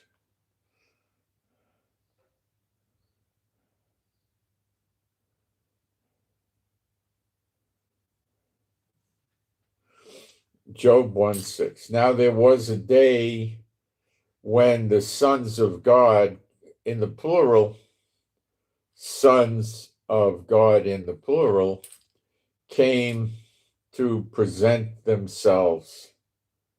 And this rat thing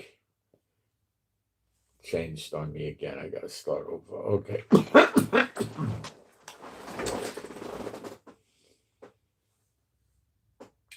Now there was a day when the sons of God came to present themselves before Jehovah, and Satan came also among them. Okay, so that was when Satan was still the accuser up in heaven, which is not the case anymore. All right. So, I know they don't teach it, and people don't stop and think that, well, there's a lot of stuff the church doesn't want to teach that is in the Bible, and, they just believe everything coming off the pulpit on Sunday between 11 and 1 o'clock. Okay. And the word of Jehovah came unto me, saying, Son of man, set thy face against Gog, the land of Magog, the chief prince of Meshach and Tubal, and prophesy against him. This, the Lord won't do anything unless he prophesies it first through the prophets.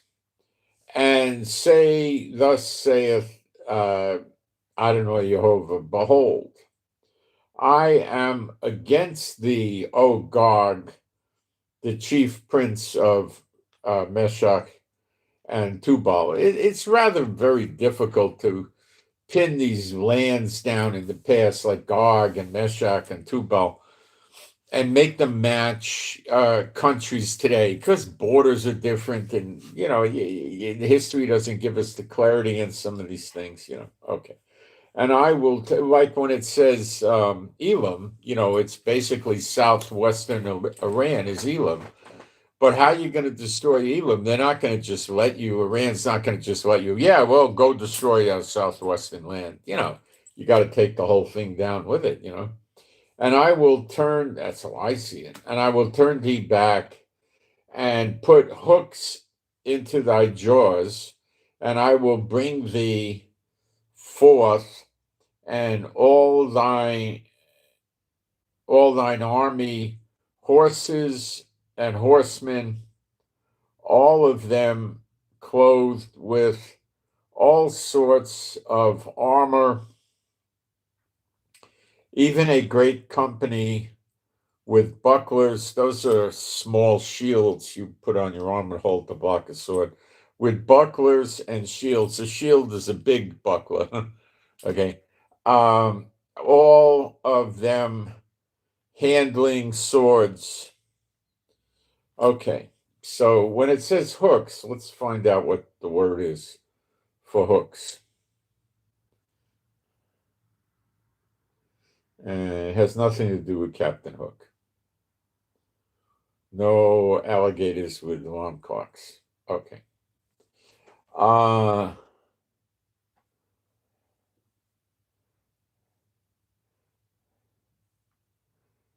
It's the same word as like a nose ring, a chain or a hook. So a lot of people say it's famine, and I could see why they say that, but famine is usually famine. So what does this sound more like? Like an ox or something, or an animal you put a hook in and you lead it. So he's saying he's going to put a hook in their jaws and is going to lead them. Now, a nose ring and the jaws are different. So maybe it is a famine because the jaws are, involves eating. Or it could be just look, when you put a bit in a horse's mouth, it's in its jaws, right? And you lead it. So it could be that too.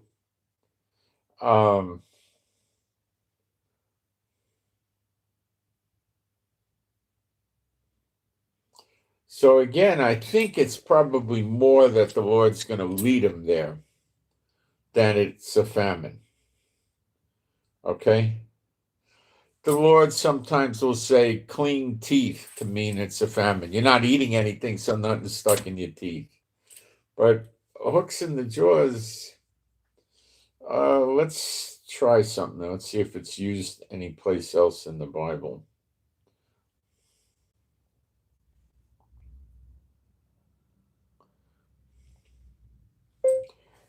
In Ezekiel chapter 38,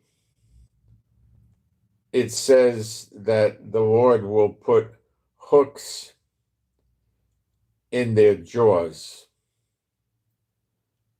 period.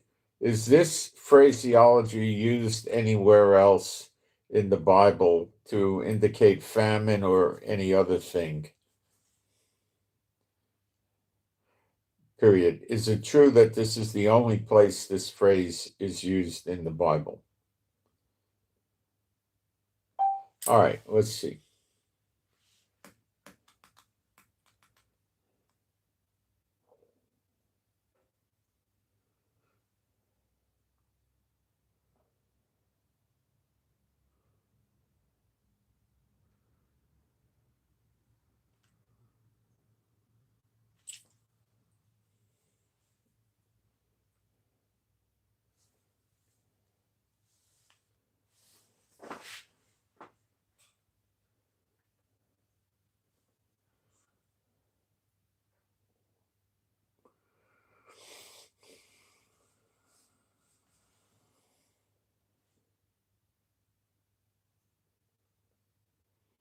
It does appear in other places. Isaiah 37:29, I will put my hook in thy nose and my bridle in thy lips, and I will turn thee back.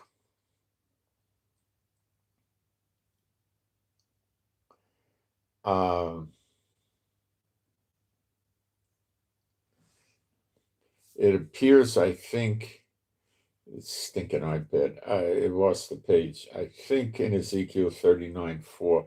So, okay, so it does appear in other places in the Bible, and it does not seem to mean famine. He's moving them someplace. Okay.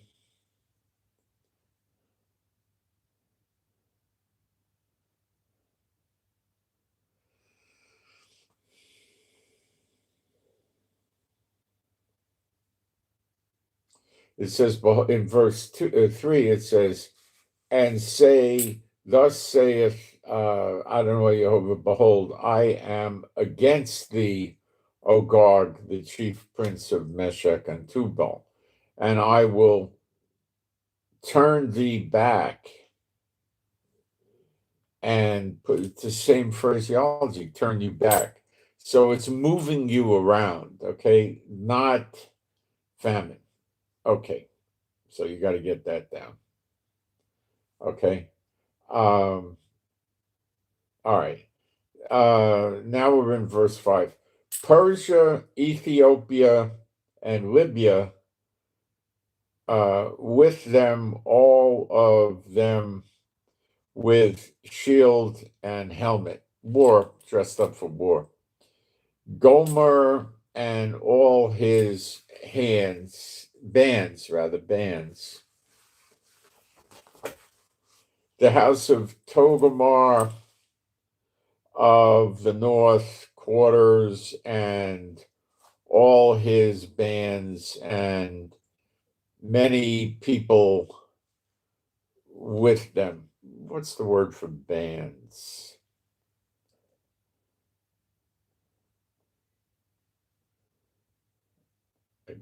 Okay.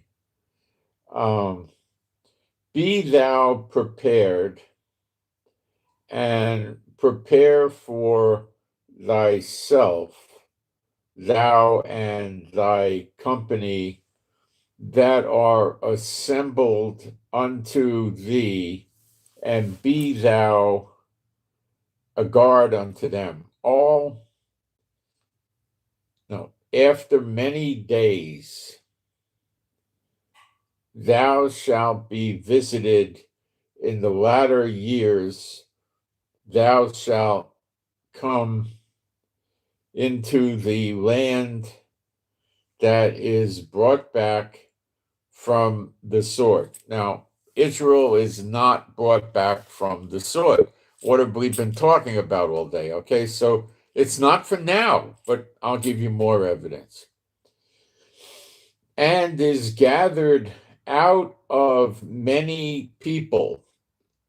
That's not yet happened. That would be the next great Exodus against the mountains of Israel, which have been always waste, but it is brought forth, but it's brought forth out of the nations, or out of the heathens, and they shall dwell safely, all of them. Thou shalt ascend and come like a storm. Thou shalt be like a cloud to cover the land, thou and all thy bands, and many people with thee.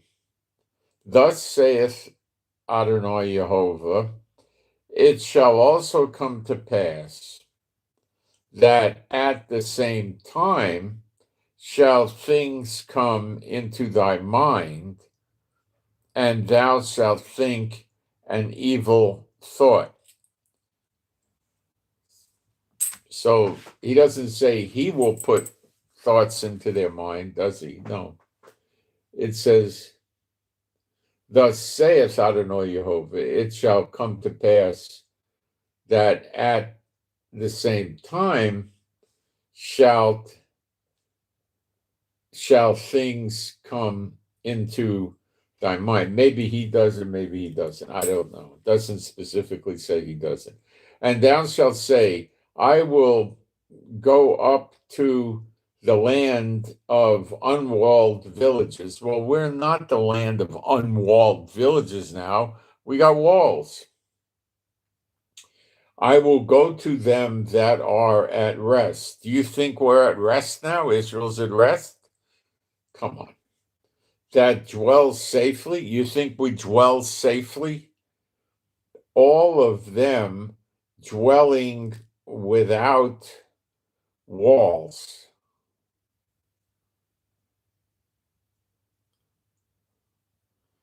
That's not us. And having neither bars nor gates. That's not us. There's all kinds of bars and gates around Israel. To take a spoil. 1.5 million people here live with food insecurity. What spoil? We're all poor here except the Satan bots. And to take a prey, to turn thy hand upon the desolate places that are now inhabited. Well, that's not so much the case today. And upon the people that are gathered out of the nations, not yet, which have gotten cattle and goods. Come on, how many people in Israel got cattle? 20, that dwell in the midst of the land. Sheba and Dedan, I believe that's Saudi Arabia. Maybe Sheba is Yemen, I think. Dedan is Saudi Arabia, I believe. And the merchants of Tarshish, with all the young lions thereof, fighters, shall say unto thee, art thou come to take a spoil? Hast thou gathered thy company to take a prey, to carry away silver and gold, to take away cattle and goods, to take a great spoil? Silver, gold, and a great spoil in Israel? You gotta be kidding me. What are you talking about? Do you think that's Israel today? Living without bars and walls and safe and at rest? And you think that's Israel today? Are you nuts? Any pastor or preacher guy that tells you this, you should run away from is delusional. Therefore, Son of man, prophesy and say unto Gog, thus saith Jehovah, Adonai, thus saith Adonai Jehovah, in that day when my people of Israel dwelleth safely, shall thou not know it. We're not dwelling safely. Not any time really since 48, brief interludes maybe. And thou shalt come, but that didn't mean we didn't have bars and walls. We did. And we were on alert. And thou shalt come from thy place out of the north parts, thou and many people with thee, of them riding upon horses, a great company and a mighty army. And thou shalt come up against my people of Israel as a cloud to cover the land. It shall be in the latter days, and I will bring thee against my land, that the heathen may know me, when I shall be sanctified in thee, O God, before their eyes. So he's going to kill them in front of the eyes of Israel, I believe he's saying. And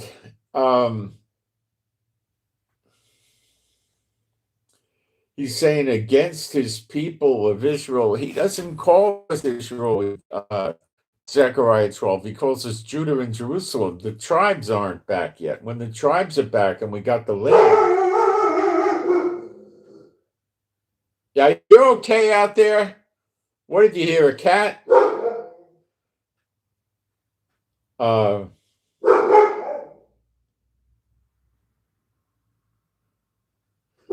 So this is not the Zechariah 12 in the appearing. This is something different, as you'll see.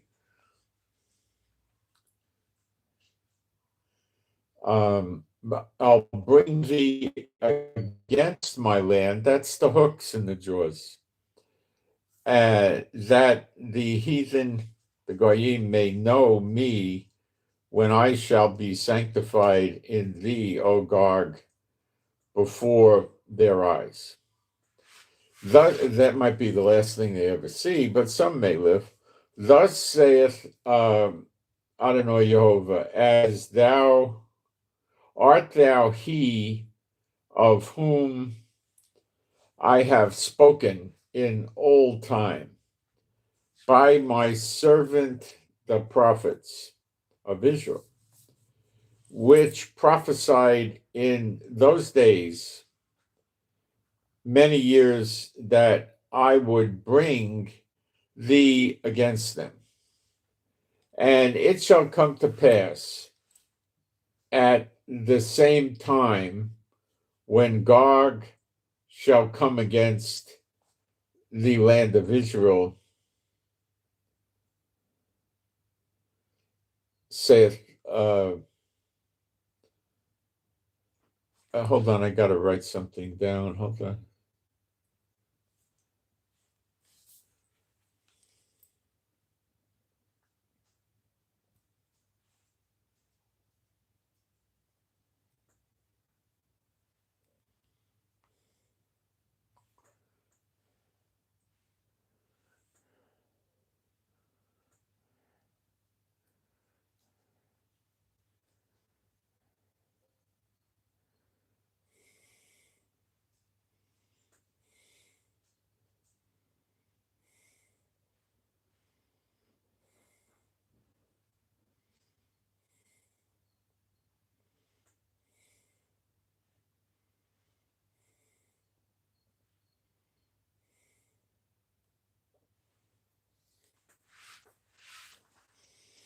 Okay.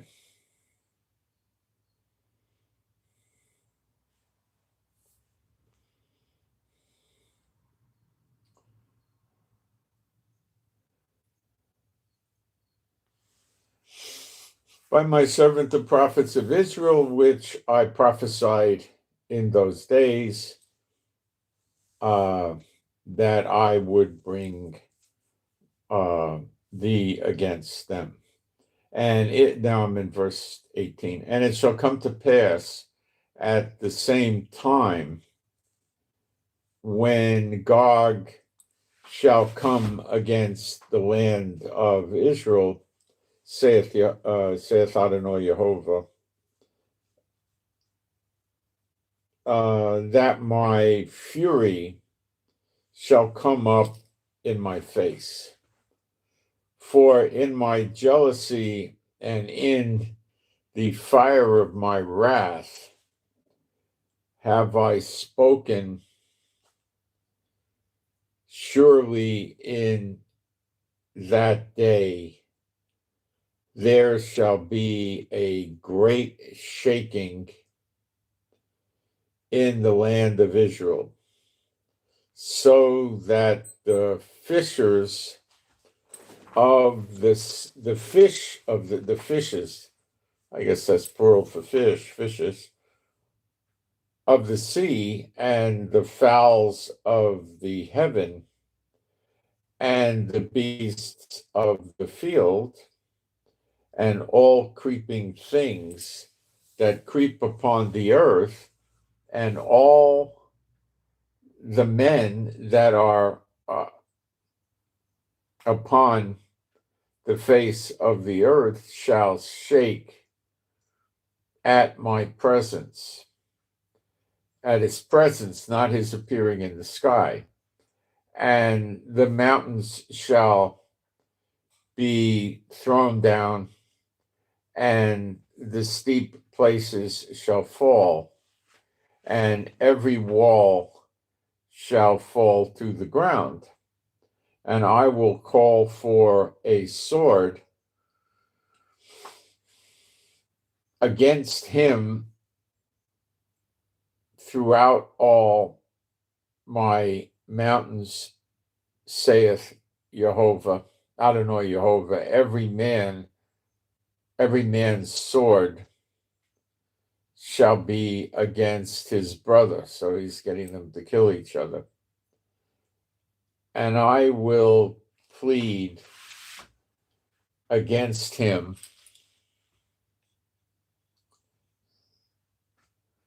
with pestilence and with blood, and I will rain upon him and upon the band and upon the many people that are with him, overflowing rain and great hailstones, fire and brimstone.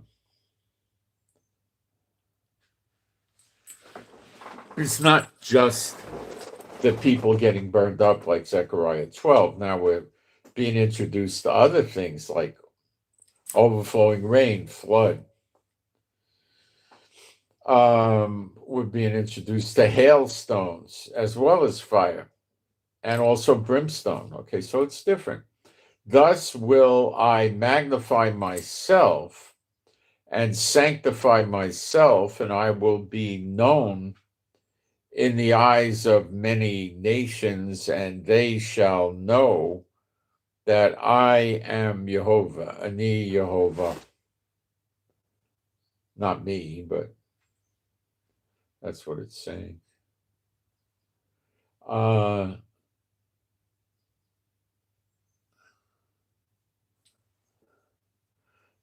went one too far. Let me get it back.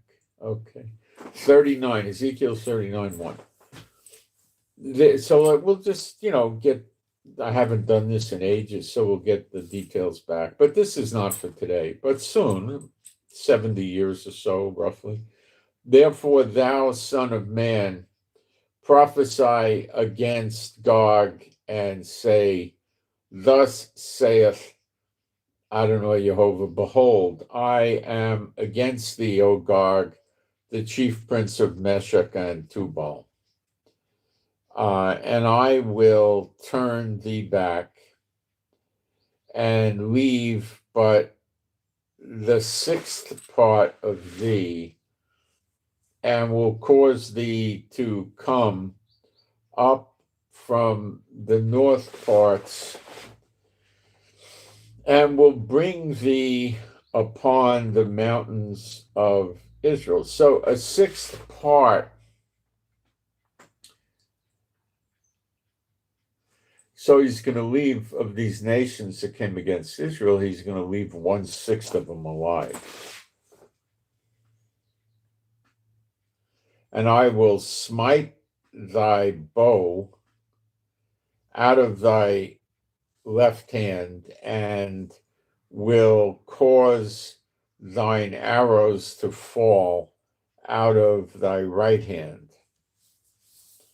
Thou shalt fall upon the mountains of Israel, thou and all thy bands and the people with thee. I will give thee into the ravenous, I will give thee unto the ravenous birds of every sort, and to the beasts of the field to be devoured. Now, when we read Zechariah 12, the people that are the bad ones get burned up. So there's no bones left around to contaminate the land or carcasses and stuff like that. Okay? Ashes don't contaminate the land. Thou shalt fall upon the open field, for I have spoken it, saith Adonai Jehovah.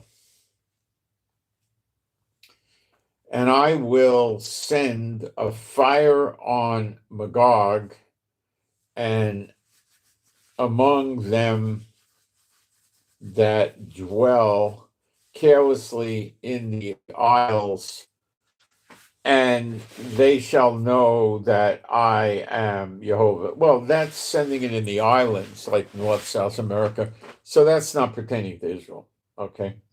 So will I make my holy name known in the midst of my people Israel. So he does make his name known, this holy name known. And I will not let them pollute my holy name anymore, and the heathen shall know that I am Jehovah, the Holy One of Israel. And if you read Ezekiel chapters 8 to 11, it really fills this in, what's really going on.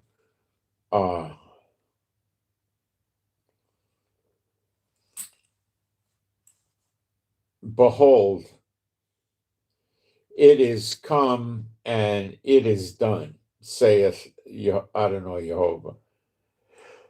This is the day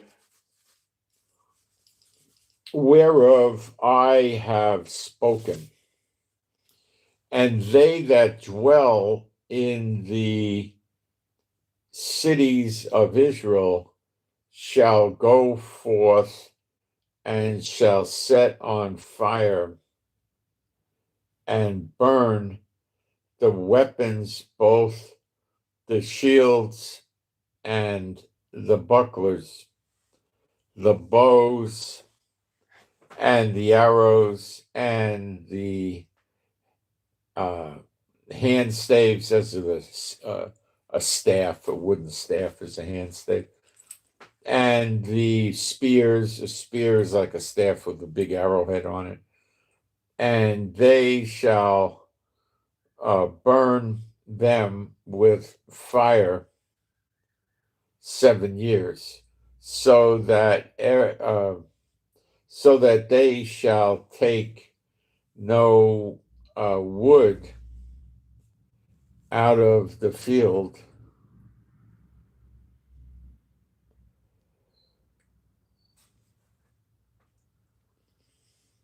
Take no wood out of the field, neither cut down any out of the forests, for they shall burn the weapons with fire, and they shall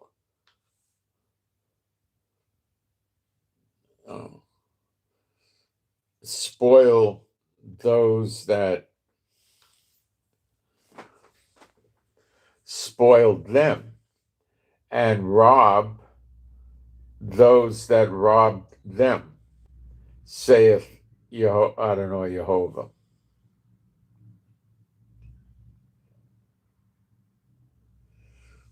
Okay. And it shall come, this is the retribution on them, but this is not a year of recompenses kind of thing.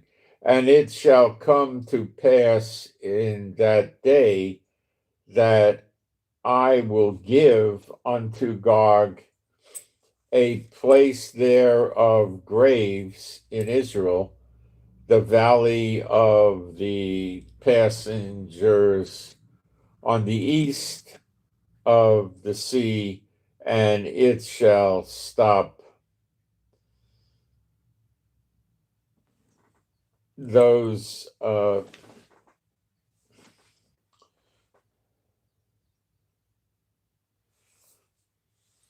it shall stop the what shall stop the hoses of the passengers. Okay. The noses of the passengers, and there shall they bury uh, Gog and all his multitude, and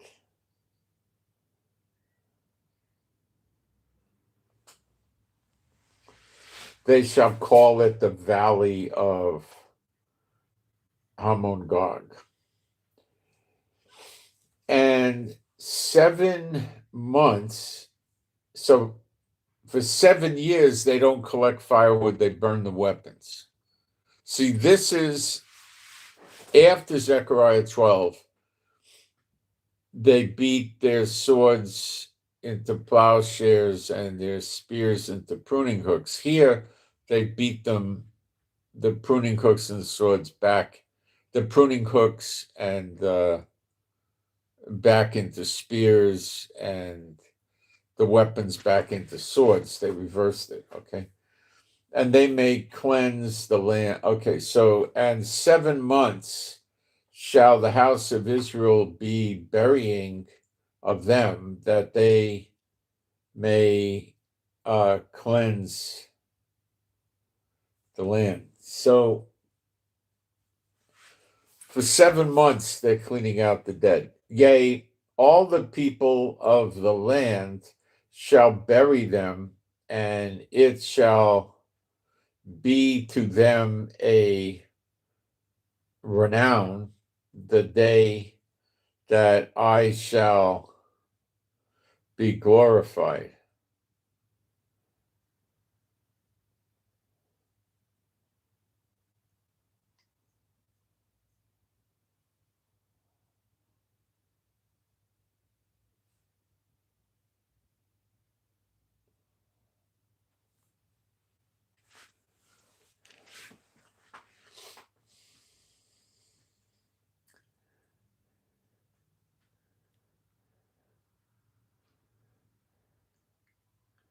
Shall bury them, and it shall be to them a renown the day that I shall be glorified, saith stupid iPad. Glorified, saith Adonai Jehovah. Okay, so there's a lot of dead apparently, and they got to get buried. In Zechariah 12, we're not burying them because they burned up and they're into ashes, and the ashes aren't defiling the land or us. And they shall sever out men of continual employment passing through the land to bury with the passengers those that remain upon the face of the earth, to clean it after the end of 7 months.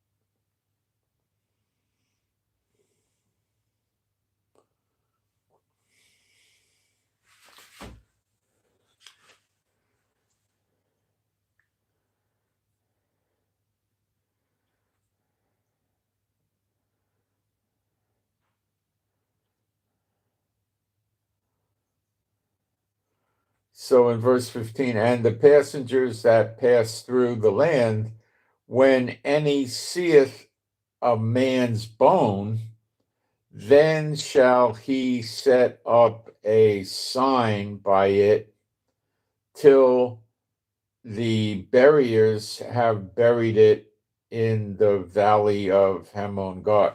So when you see the remnants of their bones, you put a marker, maybe a little stick with a cross piece or something, a sign, I don't know, to point to it, so the buriers go around and get it and bury it. And also the name of the city shall be Hamonah, thus shall they cleanse the land. Okay, so there is still cleaning of the land from the dead human bodies. Now, when you eat a T-bone steak, you're eating an animal bone. I mean, you got it, you chew the meat off the bone, right? You touch the bone. So there's different things. That was a slaughtered animal, not one that just got killed by another animal or something. You got to read the scriptures. But apparently he considers the human bones that it needs to be cleansed. So, okay. And thou, son of man, thus saith Adonai Jehovah, speak unto every feathered fowl, that be the birds, and to every beast of the field, the beasts, assemble yourselves and come, gather yourselves on every side to my sacrifice that I do sacrifice for you, even a great sacrifice upon the mountains of Israel, that you may eat the flesh and drink the blood. You shall eat the flesh of the mighty and drink the blood of the princes of the earth, of rams, of lambs, and of goats, and of bullocks, all of them fatlings of Bashan. Those were their animals. Okay, so this is a sacrifice with blood, so it's like a blood sacrifice. So I believe this is when God is making a covenant with them, perhaps where the animals no longer eat each other, but I thought that would maybe be happening at another time, which maybe it did, and this is just an exception he made for them. I don't know. I've tried looking into it, and I don't know. And you shall eat fat till you be full, and drink blood till you be drunk of my sacrifice, which I have sacrificed for you. Thus you shall be filled at my table with horses and chariots, with mighty men, and with all men of war, saith Adonai Jehovah. And I will set my glory among the heathen, and all the heathen shall see my judgment that I have executed, and my hand that I have laid upon them.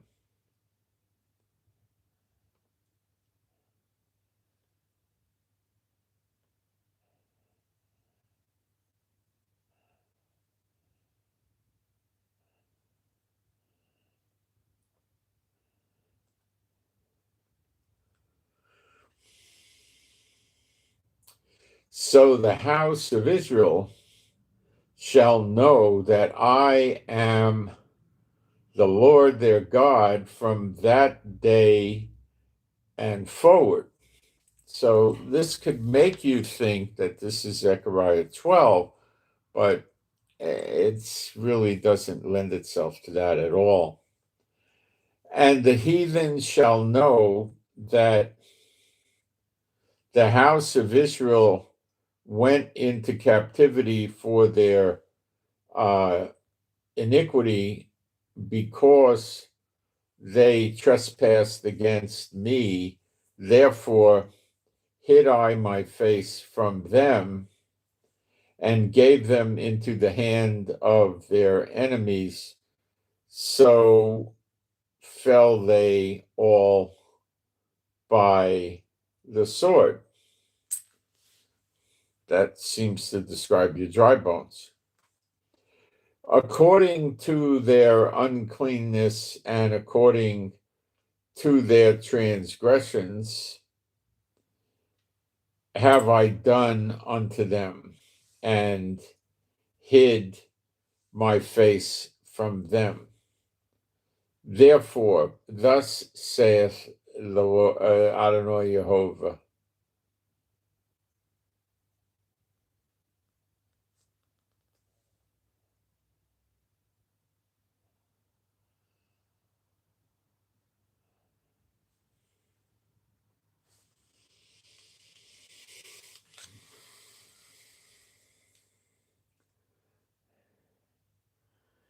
After that, now I'm in verse 26, Ezekiel 39:26. After that, they have borne their shame and all their trespasses, whereby they have trespassed against me, when they dwell safely in their land, and none made them afraid. So what is he saying? Let's go slow. After they have borne their shame and all their trespasses, whereby they have trespassed against me, when they dwell safely in their land, and none made them afraid, when I have brought them again from the people and gathered them out of their enemies' lands. He's talking about the past, and now he's talking about redemption time here. And am sanctified, but you see, redemption precedes Gog and Magog, okay? And I'm sanctified in them in the sight of many nations, heathen. And, then shall they know that I am Jehovah Elohim, which caused them to be led into captivity.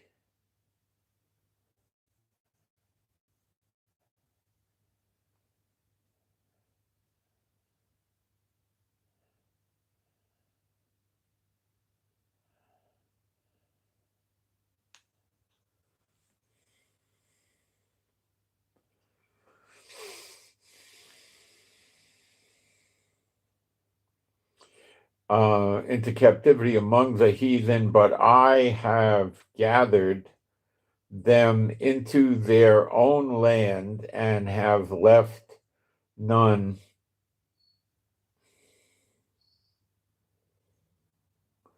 of them anymore there. So everybody comes. Neither will I hide my face anymore from them, for I have poured out my spirit upon the house of Israel, saith Jehovah. See, that's he's taking us back to the past. That's like Zechariah 12:10, pours his spirit out. So that this is a little confusing. You have to understand that. And it may have been made confusing intentionally. Okay, so those that are not given the keys to the kingdom, are not supposed to understand it. This would certainly help them not understand it. So then when you get into the 270s of Daniel 9:24, then you start realizing that this happens at the end of the second 70. The beginning of the second 70 is the redemption, when Yeshua appears in the clouds. Then we're given 70 years. and some fall away, which you could read about in Ezekiel chapters 8 through 11. And also you could read chapter 14 of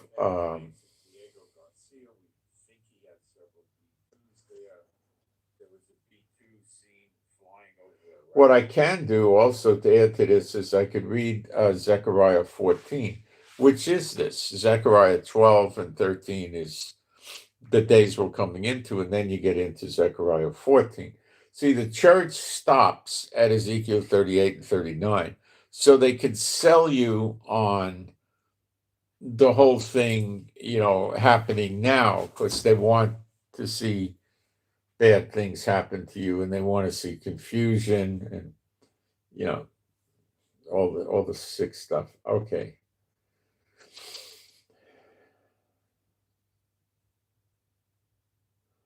Zechariah 14.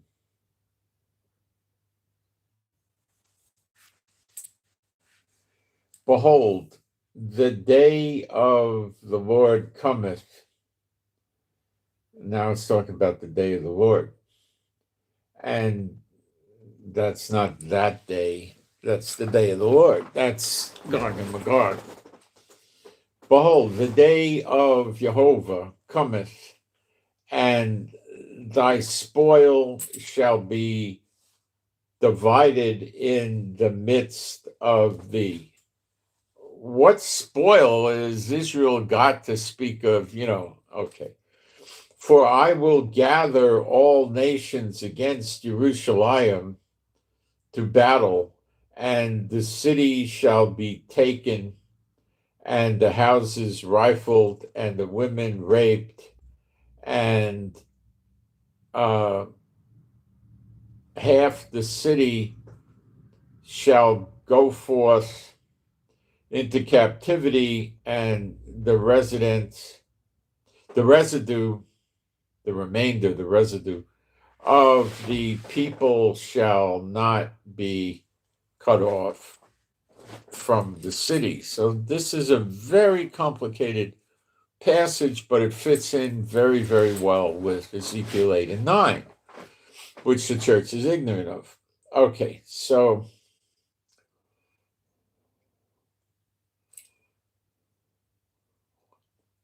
the city taken and cut off and all that doesn't happen in Zechariah 12. It doesn't happen there. And the houses rifled doesn't happen, and the women raped doesn't happen, and half of the city goes forth into captivity. They become slaves or get taken away. Now, the half the city, you got to understand, they teach trash to you when it comes to this. A time, a times, and a half a time. And it talks about captivity. Half go into captivity. The residue don't. Those that didn't go into captivity, you stay there. All right. So what you're looking at here, okay, is a time at times and a half a time. It's not talking about weeks and years and stuff. It's talking about captivity. Okay, the first captivity was where? Egypt. That's number one. Number two was what? Babylon. Hey, number three was what? Rome.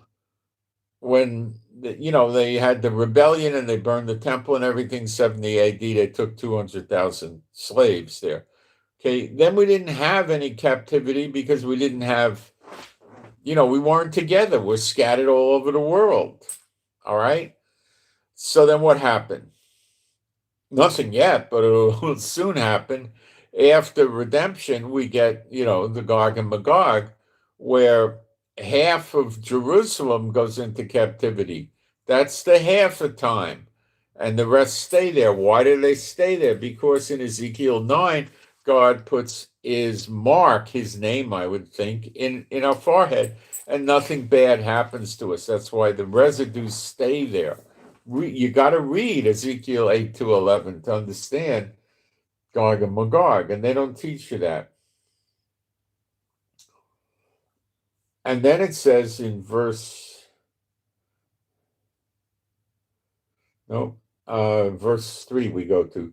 Then shall the Lord, that's Jehovah, go forth and fight against those nations, those heathens, as when he fought in the day of battle. Now they say that's Yeshua. When did you ever see in your Bible that Yeshua was fighting this battle? The only time you see him even getting close to that would be Revelation 19 when he returns to earth, like with New Jerusalem. So it's not Yeshua, the Lord. It says Jehovah. Well, the glory of God of Israel, Michael, has Jehovah's name put in him, so he could be called Jehovah, receive offerings and other things. So that's who it is. Verse 4. And his feet, where does that say that? It's in Exodus 20, verse 23, I think. Or it could be 23, verse 20, one of the two.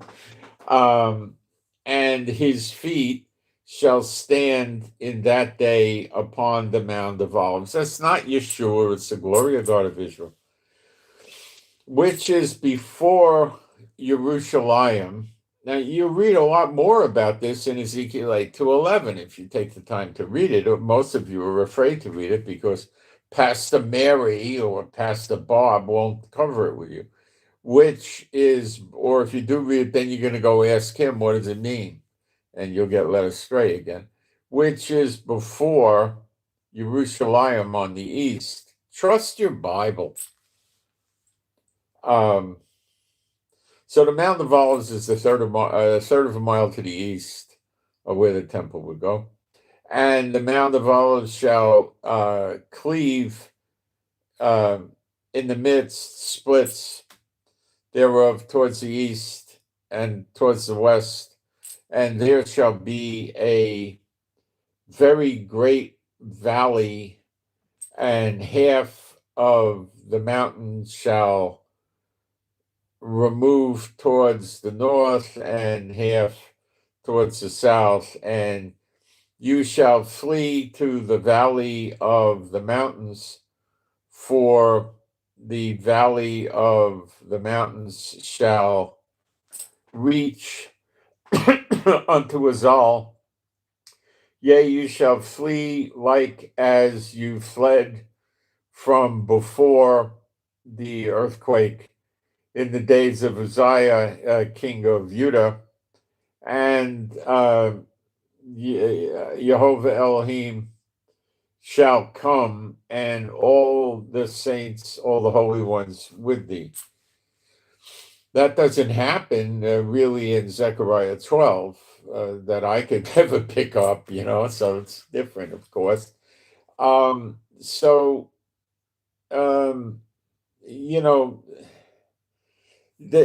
whole Mount of Olives opens up and gives you a valley where you run into it and you're protected, okay, from the events, okay? And it shall come to pass in that day that the light shall not be clear nor dark, but it shall be one day which shall be known to Jehovah, where it's not day nor night, but it shall come to pass that at evening time it shall be light. Now, we don't ever read that in Zechariah 12 because it's not for Zechariah 12. And it shall be in that day that living waters shall go out from Jerusalem, half of them towards the former sea and half of them towards the hinder sea. In summer and in winter it shall be. And Jehovah shall be king over all the earth in that day. That could be referencing the glory of God of Israel. Shall there be one Lord and his name one.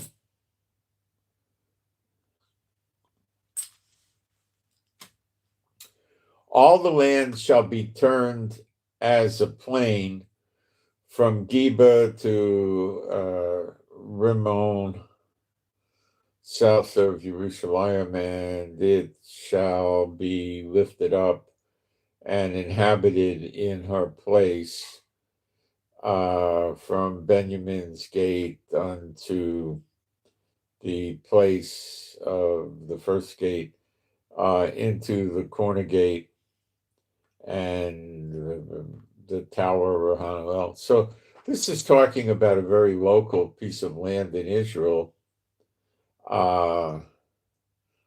being turned, so it's turned over or something, like you want to make, like replow your land or something like that, or plow the land. It doesn't indicate a new heaven and a new earth. And then shall dwell, and there shall be no more utter destruction, but Jerusalem shall be safely inhabited. And this shall be the plague wherewith Jehovah shall smite all the people that have fought against Jerusalem. Their flesh shall consume away while they stand upon their feet. Now, we don't really read this in Zechariah 10. I'm sorry, Zechariah 12 or Malachi 3 or 4. And their eyes shall consume away in their sockets, and their tongues shall consume away in their mouth. And it shall come to pass in that day that a great tumult from the Lord shall be among them, and they shall lay hands, everyone upon the hand of his neighbor, and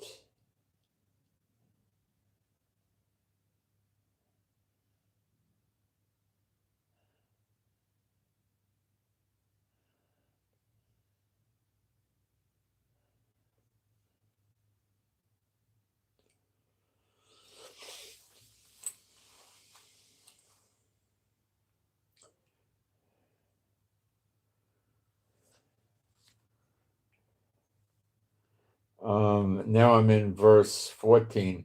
And Judah, or Judah in English, also shall fight at Jerusalem, and the wealth of all the heathen round about shall be gathered together, gold and silver and apparel in great abundance.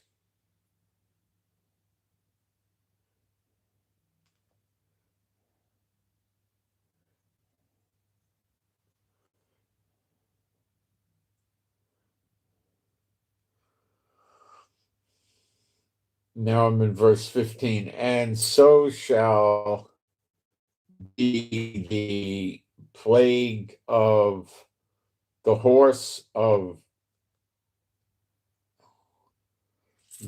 the mule, of the camel, and of the ass, and of all the beasts that shall be in these tents.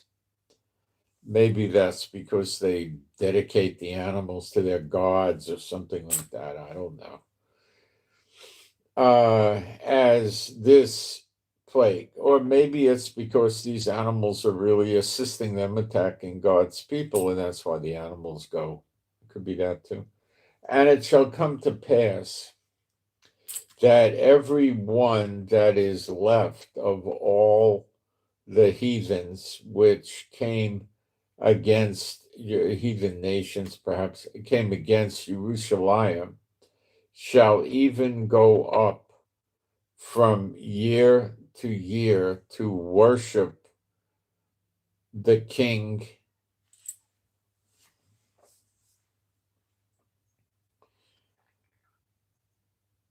worship the King, Jehovah of hosts, and to keep the feast of the tabernacles.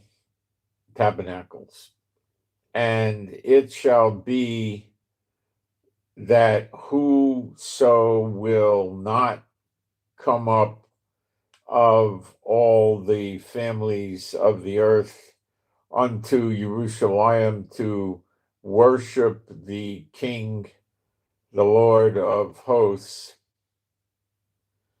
even upon them shall be no rain.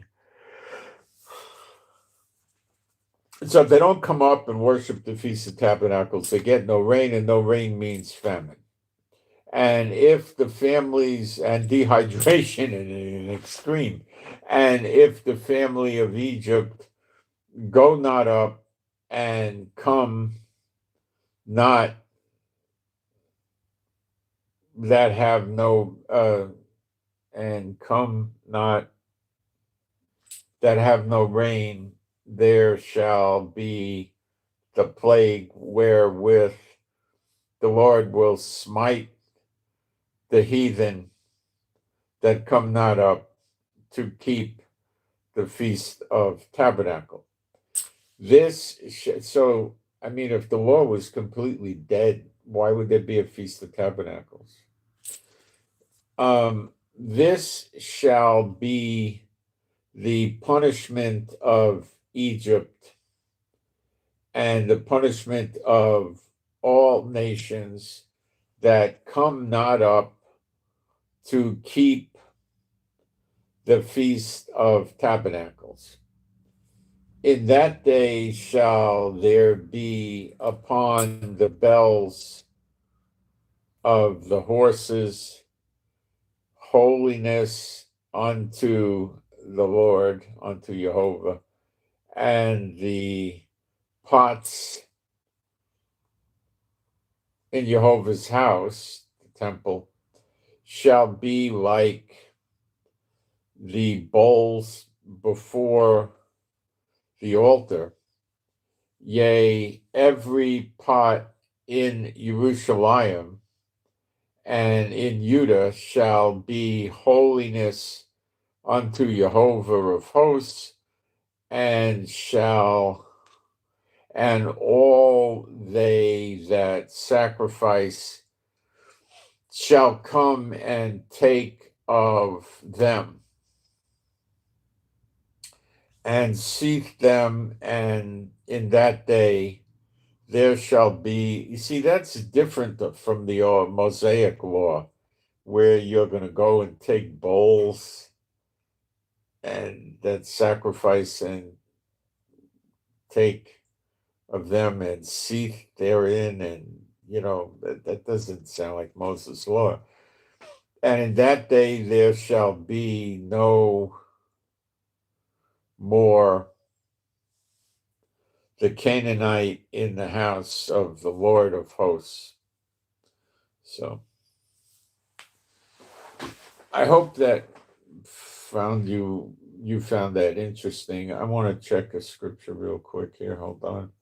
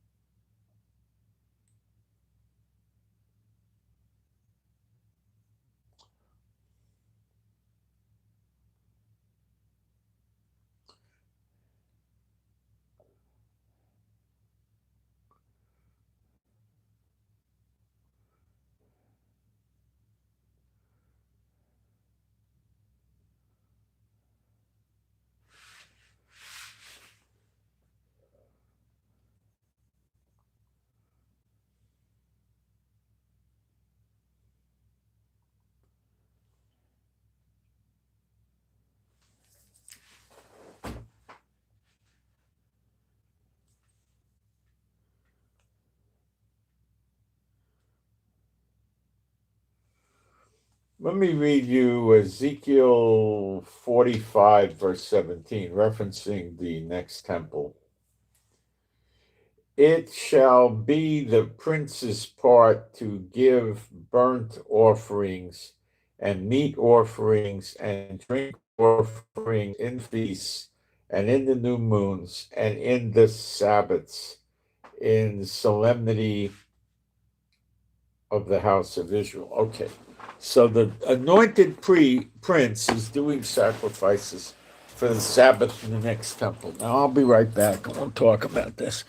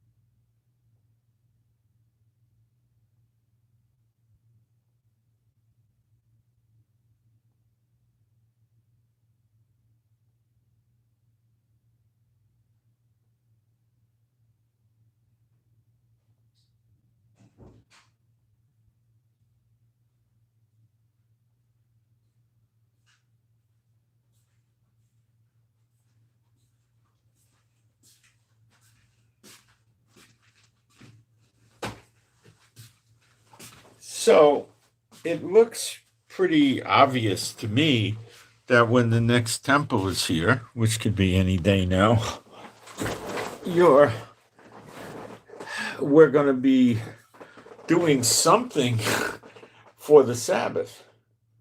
There's sacrifices going on from the anointed prince.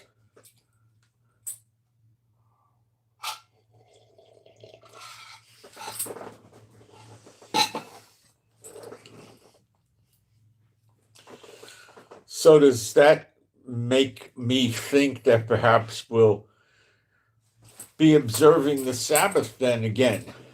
Sure, it does. It's obviously concrete if they're doing sacrifices. Yeah. Let me keep going and show you some stuff. All right.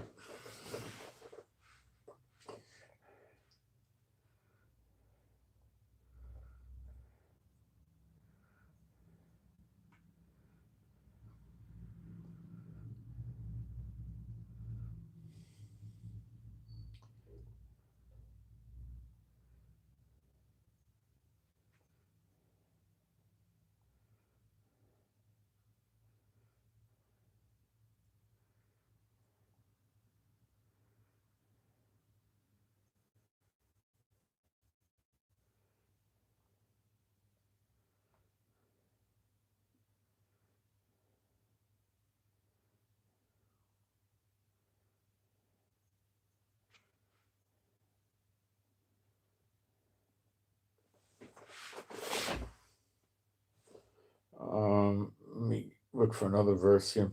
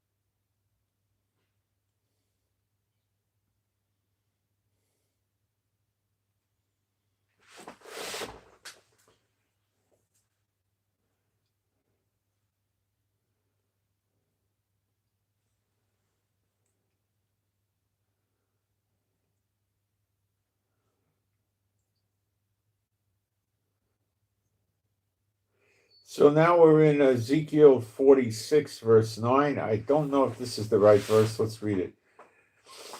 But when the people in the land shall come before the Lord in the solemn feasts, he that entered in by the way of the north gate to worship shall go by the way of the south gate, and he that entereth by the way of the south gate shall go forth by the way of the north gate.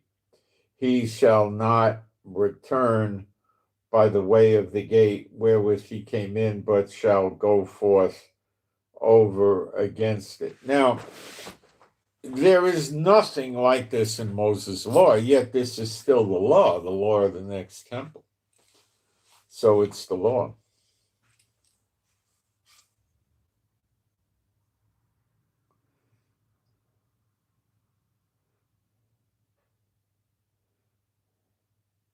So you're not allowed to turn around and go out the way you came. You go in and you go straight out that direction.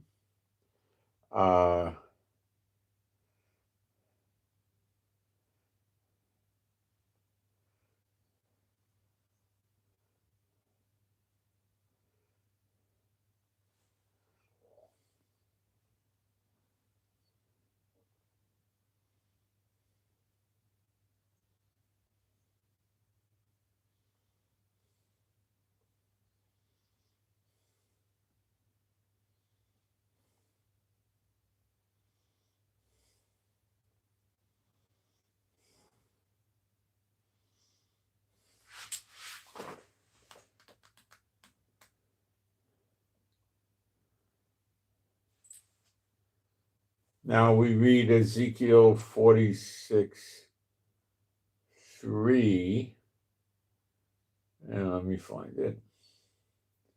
Likewise, the people of the land shall worship at the entrance of that gate before the Lord on the Sabbaths and on the new moons. On the Sabbath and the new moons, people worship at the gate. So how can we say there's not going to be something going on for the Sabbath when we have the temple? You can't. So I've been teaching the people for a while, or quite a while, that nobody ever observed the law because we don't have an active, Kohanim, the Levites, priesthood. There are none. We don't have an altar. We don't have a temple. We don't have a tabernacle. We have nothing. Nothing's been going on for 2,000 years. So nobody has observed the law for 2,000 years because we're under grace. We have the righteousness of Yeshua. But the law is not dead. As long as there's a heaven and an earth, the law is not dead. Not one jot or tittle shall be done away with it. So there's always going to be the law, but not Moses' law. That's what people, and it's also the commandments are in place. And the people get messed up thanks to the church and other idiots running around out there.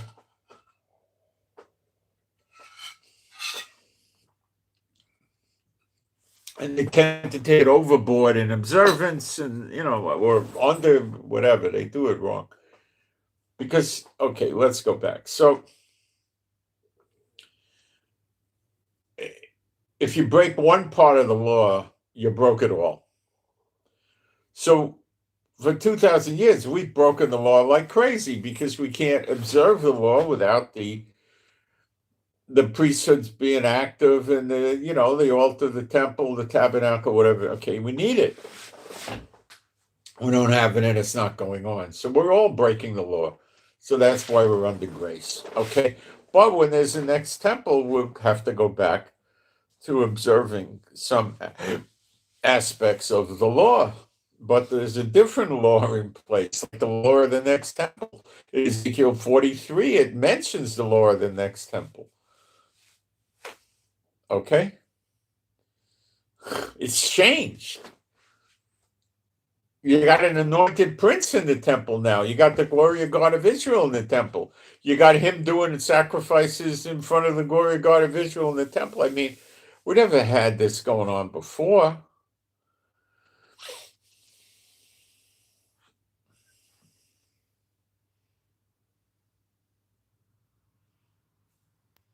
The glory of God of Israel met with Moses and Aaron in the tabernacle. Probably there was a glory cloud when he went in, as me talking, then they couldn't see but the cloud.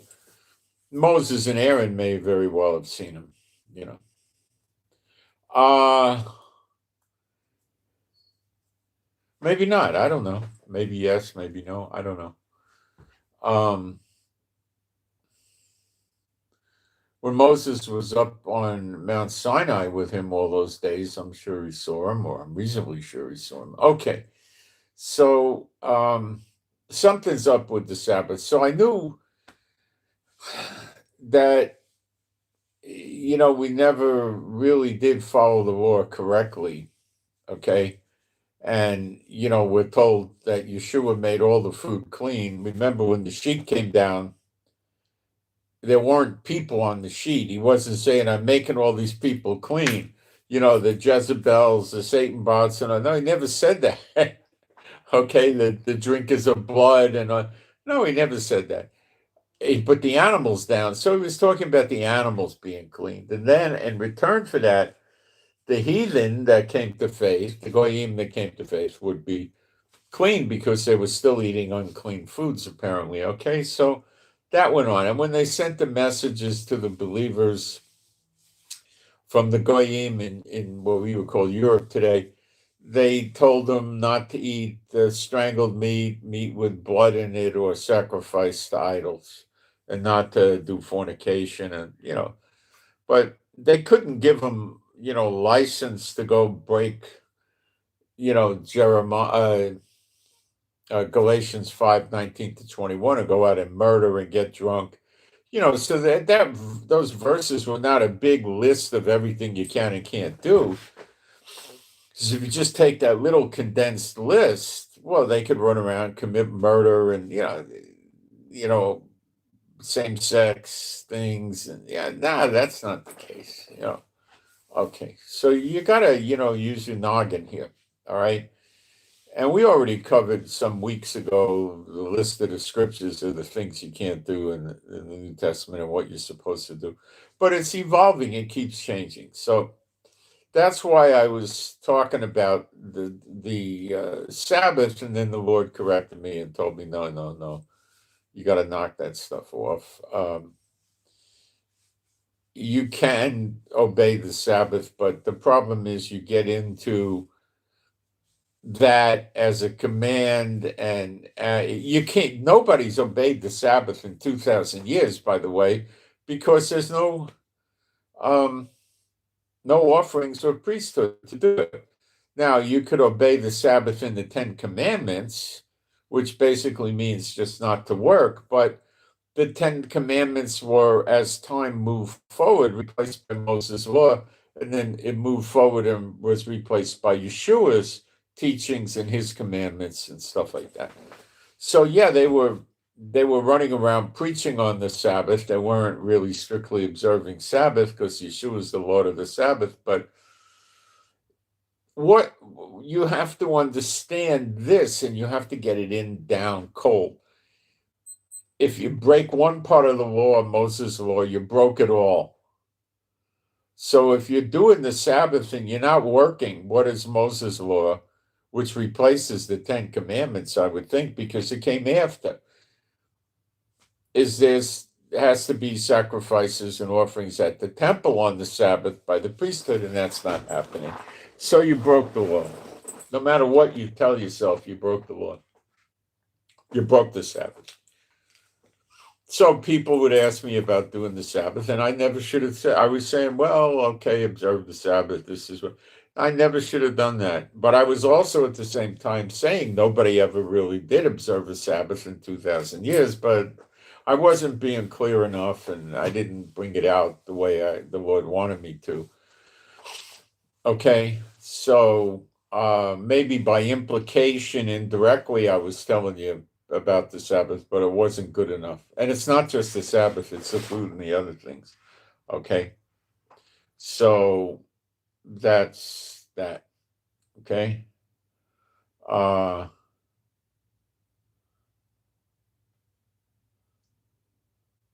are we told anywhere in the New Testament if you happen to touch a menstruating woman, you got to go isolate yourself and bathe and wash your clothes? And no, no, no. Do we hear anything about the red heifers in the New Testament? No, no, no.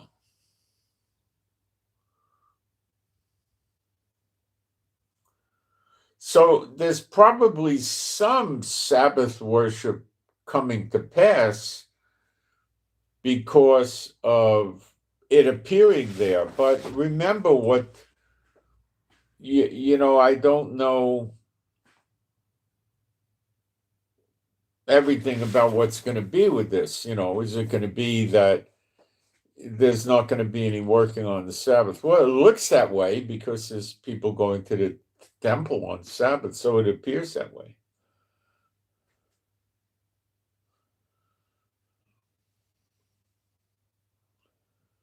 Makes sense, right? But there's no temple today, so you're still back under grace, okay?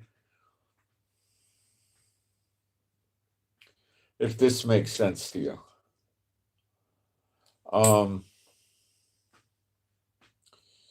What about, let's say, people observing Yom Kippur? You follow the Yom Kippur stuff, and then your sins are forgiven for a year. When I was being led astray by this nasty old man that was trying to groom me as a Levite to teach the people that God's finished with the Jews and send me around the world, I found out that Jews for Jesus, now we're going back to 1982. That's a while ago. A lot of you probably weren't born. And Jews for Jesus was based in San Francisco, and it just started doing outreach in San Francisco. And they had a storefront in the avenues, and they were holding meetings there. And at the time, maybe 10 people would come to the meetings, not even. And Jews for Jesus had a good amount of money, and the guy that ran it at the time, Moshe Rosen, put it into the Baptist General Convention. So Jews for Jesus was a Baptist operation, kids. Moshe Rosen was Jewish. And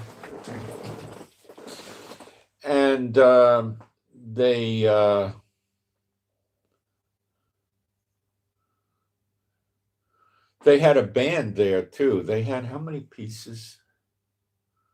I don't know, 5 maybe. All right, they had a Bible study, and they had a meeting with some kind of preaching and talking and music and singing. Okay, they had 2 different days of the week they did it. So I took this old guy to the Bible study because he was really anxious to see what was going on with this, because this is very new. Jews for Jesus running local Bible studies with, it's like they're setting up a church, right? So he was crippled. I drove him over there. We got in there. We went in there, and I knew the guy that was running it, and they were trying to recruit me for a while, and till I told them I'm just not doing it, and um,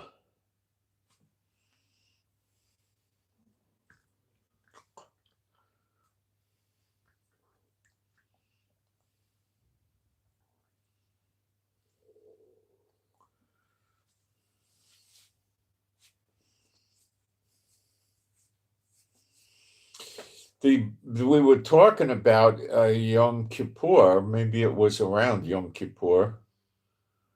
Probably was. That would coincide with how long I was saved or something.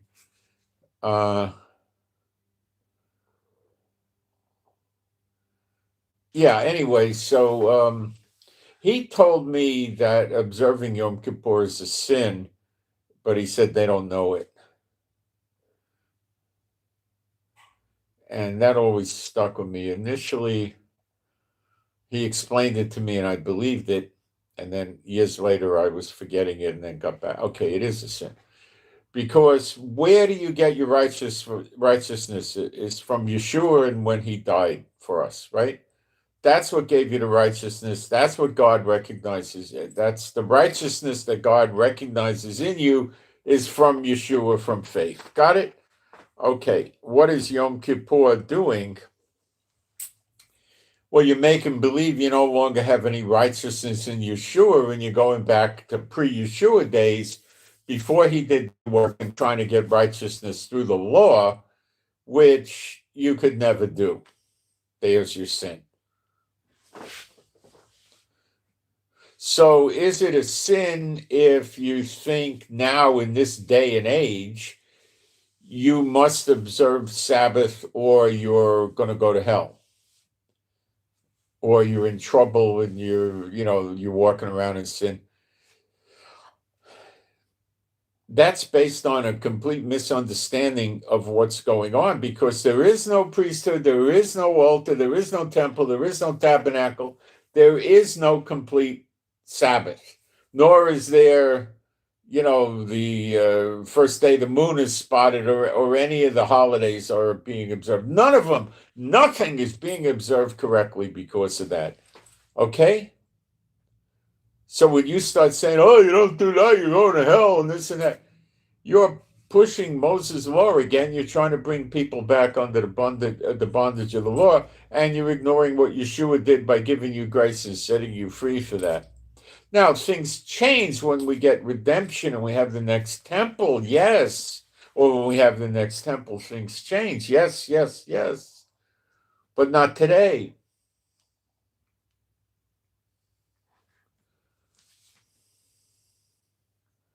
Okay, so the Seventh-day Adventist people right? Heck no. There's no church that's right. The churches might teach something here and there that's correct, but their overall package is sin. It's Satan. It's all sin.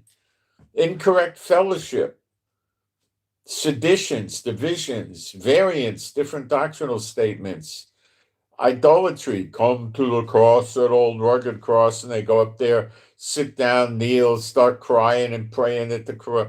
That's idolatry. Where'd they ever do that in the New Testament? You could only, Peter said, come, let's go to the cross. Here, I got a cross. Hey, guys, set the cross up. And they stick a big cross in there. Come on, kneel down at the cross and cry and pray. Yeah, they did that in the Bible. Yeah, what Bible you talking about? The Book of the Dead, or come on, there's nothing in the Bible like that. They had crosses on their Bible covers. They had crosses in their pocket. They wore crosses. What did they wear? What do I wear? I wear nothing. I wear my T-shirt. I don't have no crosses on.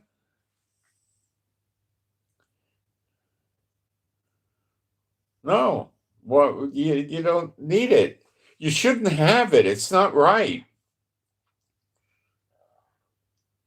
I had a friend. He's very funny. He was very funny. The first time I heard him do this, I was cracking up. I mean, like if I was holding hot coffee, it would have spilt all over.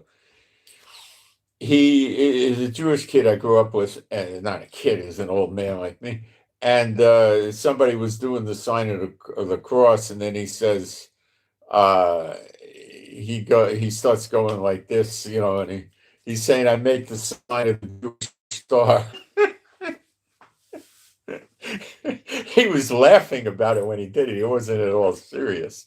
You don't want to, make the sign of the Jewish star in seriousness. The Jewish star is the star of Raphaim. It's a very bad thing. It's not biblical. The flag of Israel is bad. The national emblem of Israel is basically the two witnesses based from Zechariah 4, and that's okay. The flag with the star is a bad thing. So anyway, they he was doing it as a mockery, not serious. But I never heard of that being done before. But you don't do anything like that. That's absurd. You don't do it for the Jewish star, of course, nor do you do it for a cross. You just don't do it.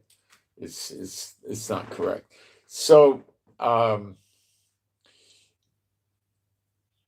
the Messianic congregations, they run all over the place. A lot of them will be militant about following the law, but they'll be on Moses' law, and that's not correct. And others will be do what you want. Jews for Jesus used to have a joke. They said, "Now you're saved, so you could go eat a ham sandwich." So the guy that was running the local thing there was telling me, well, you can go out and he says some places will tell you now you're saved, go eat a ham sandwich. Others won't. Their basic position, not wanting to scare anybody away, was essentially do what you want. You want to eat pork chops, eat it. You don't. When they had meetings, they always had food, but they would never have any food like that. They would have donuts and bagels and lox and cream cheese, soda, cake, candy, stuff like that. They wouldn't serve, uh, Mosaic law unclean food. They wouldn't do that. That's a good way of saying it, Mosaic law unclean food. The food that Yeshua cleansed is not going to go back to unclean. Don't go there. There's no basis for that. And when you look at it at its face value, it sounds absurd. Not going to have that.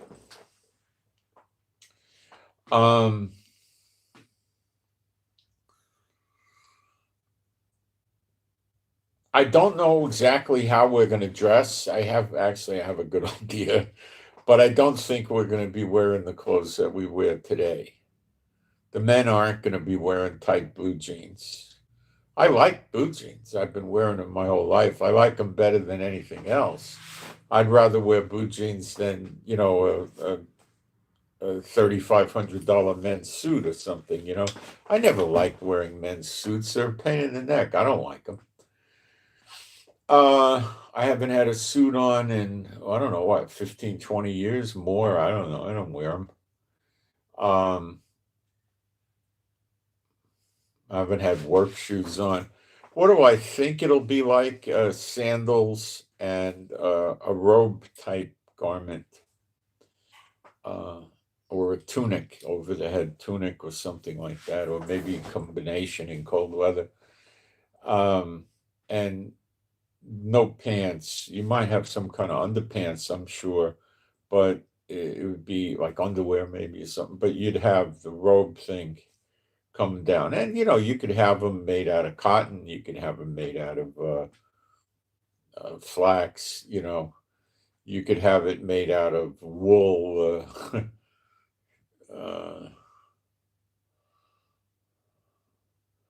What else can you make it out of? I suppose you could make it out of synthetics today, and that's it. So the bottom of the garment, I imagine, would come below the knee someplace, and it may be short sleeve in the warm weather. It may be long sleeve or always long sleeve. I don't know, but that would get us away from what I think is strange clothes or clothes of the farm. We're not going to wear Satan's outfits, okay?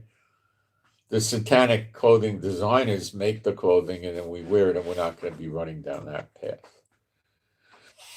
Okay? We're not going to be wearing those kind of clothes. And I don't know what we're going to do for bathing suits. My guess would be if you go look at what they wore for bathing suits around 1900, maybe something like that. Women were basically wearing a dress, and men were wearing something that was like a t-shirt and kind of shorts that came down above the knee.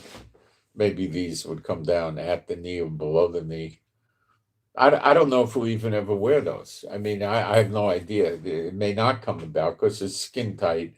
So maybe it would just be uh, some other way. I don't know. I really don't know. But we'll get direction on that.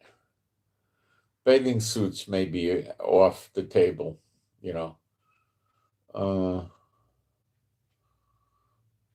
or maybe they have segregated. I really don't know. I don't know what'll happen.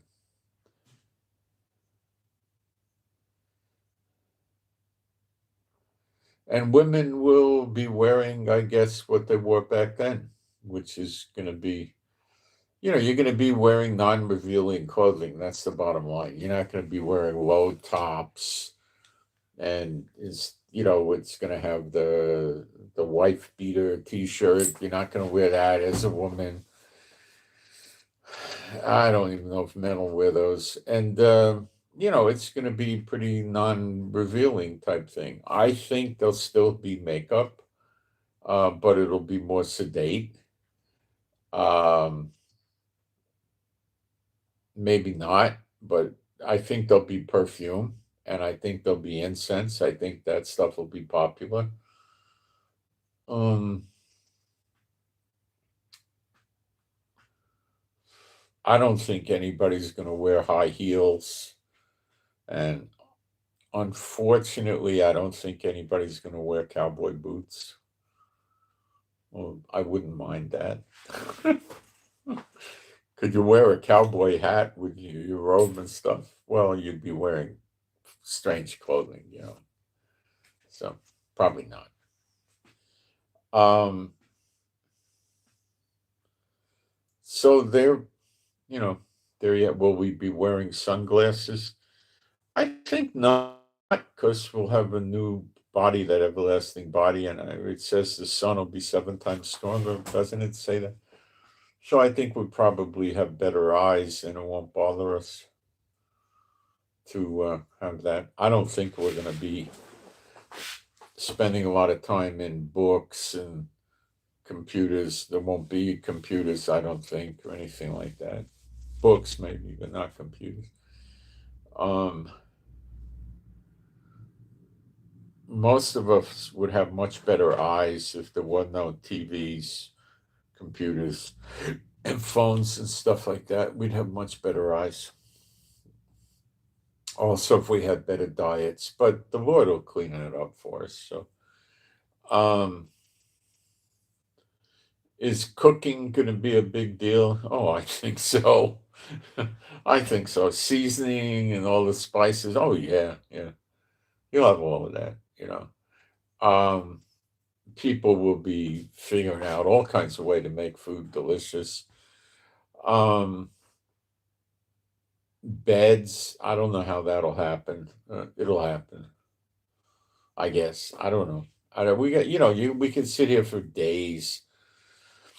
How are we going to paint the houses? What color are they going to be? How are are we going to have bookcases? I don't know all this stuff. Will there be electricity? I think not. I don't think there'll be darkness for us.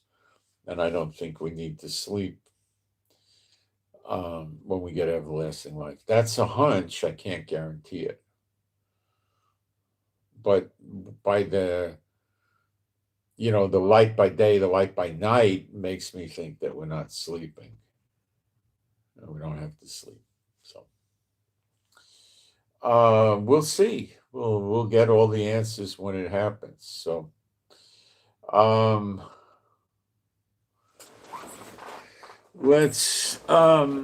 let me get a prayer for us. My Heavenly Father, Jehovah, I pray for me and my wife and all the true believers in their households, that we would be safe and secure and happy, healthy and whole, us as well as our animals and pets. And we would have your healing and recuperative power flow through us. And we would keep healing every place in our body and mind that needs healing. And we would have strength, stamina, and endurance, and be safe and secure. And we would have no accidents, no tickets, no breakdowns, no getting stopped, stuck, or stranded with any car or vehicle. And um, we wouldn't be picked on or discriminated against or ripped off, robbed, scammed, frauded, or anything else. And I pray that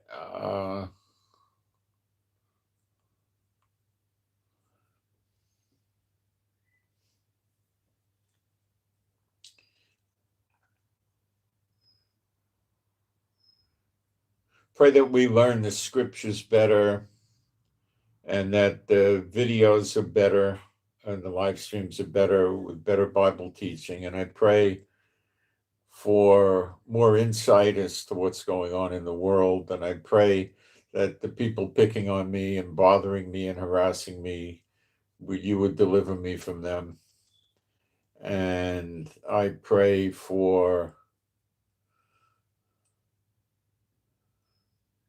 the peace of Jerusalem. And I pray you would lift off us any witchcraft or sorcery or spells or enchantments. And we would all have good sleep. Our sleep would be sweet, and we'd wake up at a good hour without disturbances. And I pray we don't get any notions, thoughts, ideas, or feelings from unclean spirits or people that serve unclean spirits, and we wouldn't get any dreams or visions from unclean spirits. And I pray those of us that need jobs would have jobs. Those of us that need more clients and customers for our businesses would have them, and that we would have more than adequate money. And I pray for all this, B'Shem Yeshua HaMashiach. And I send my Shabbat Shalom to all those who love Yeshua. And because it's Friday. And I'm out. And thanks, guys.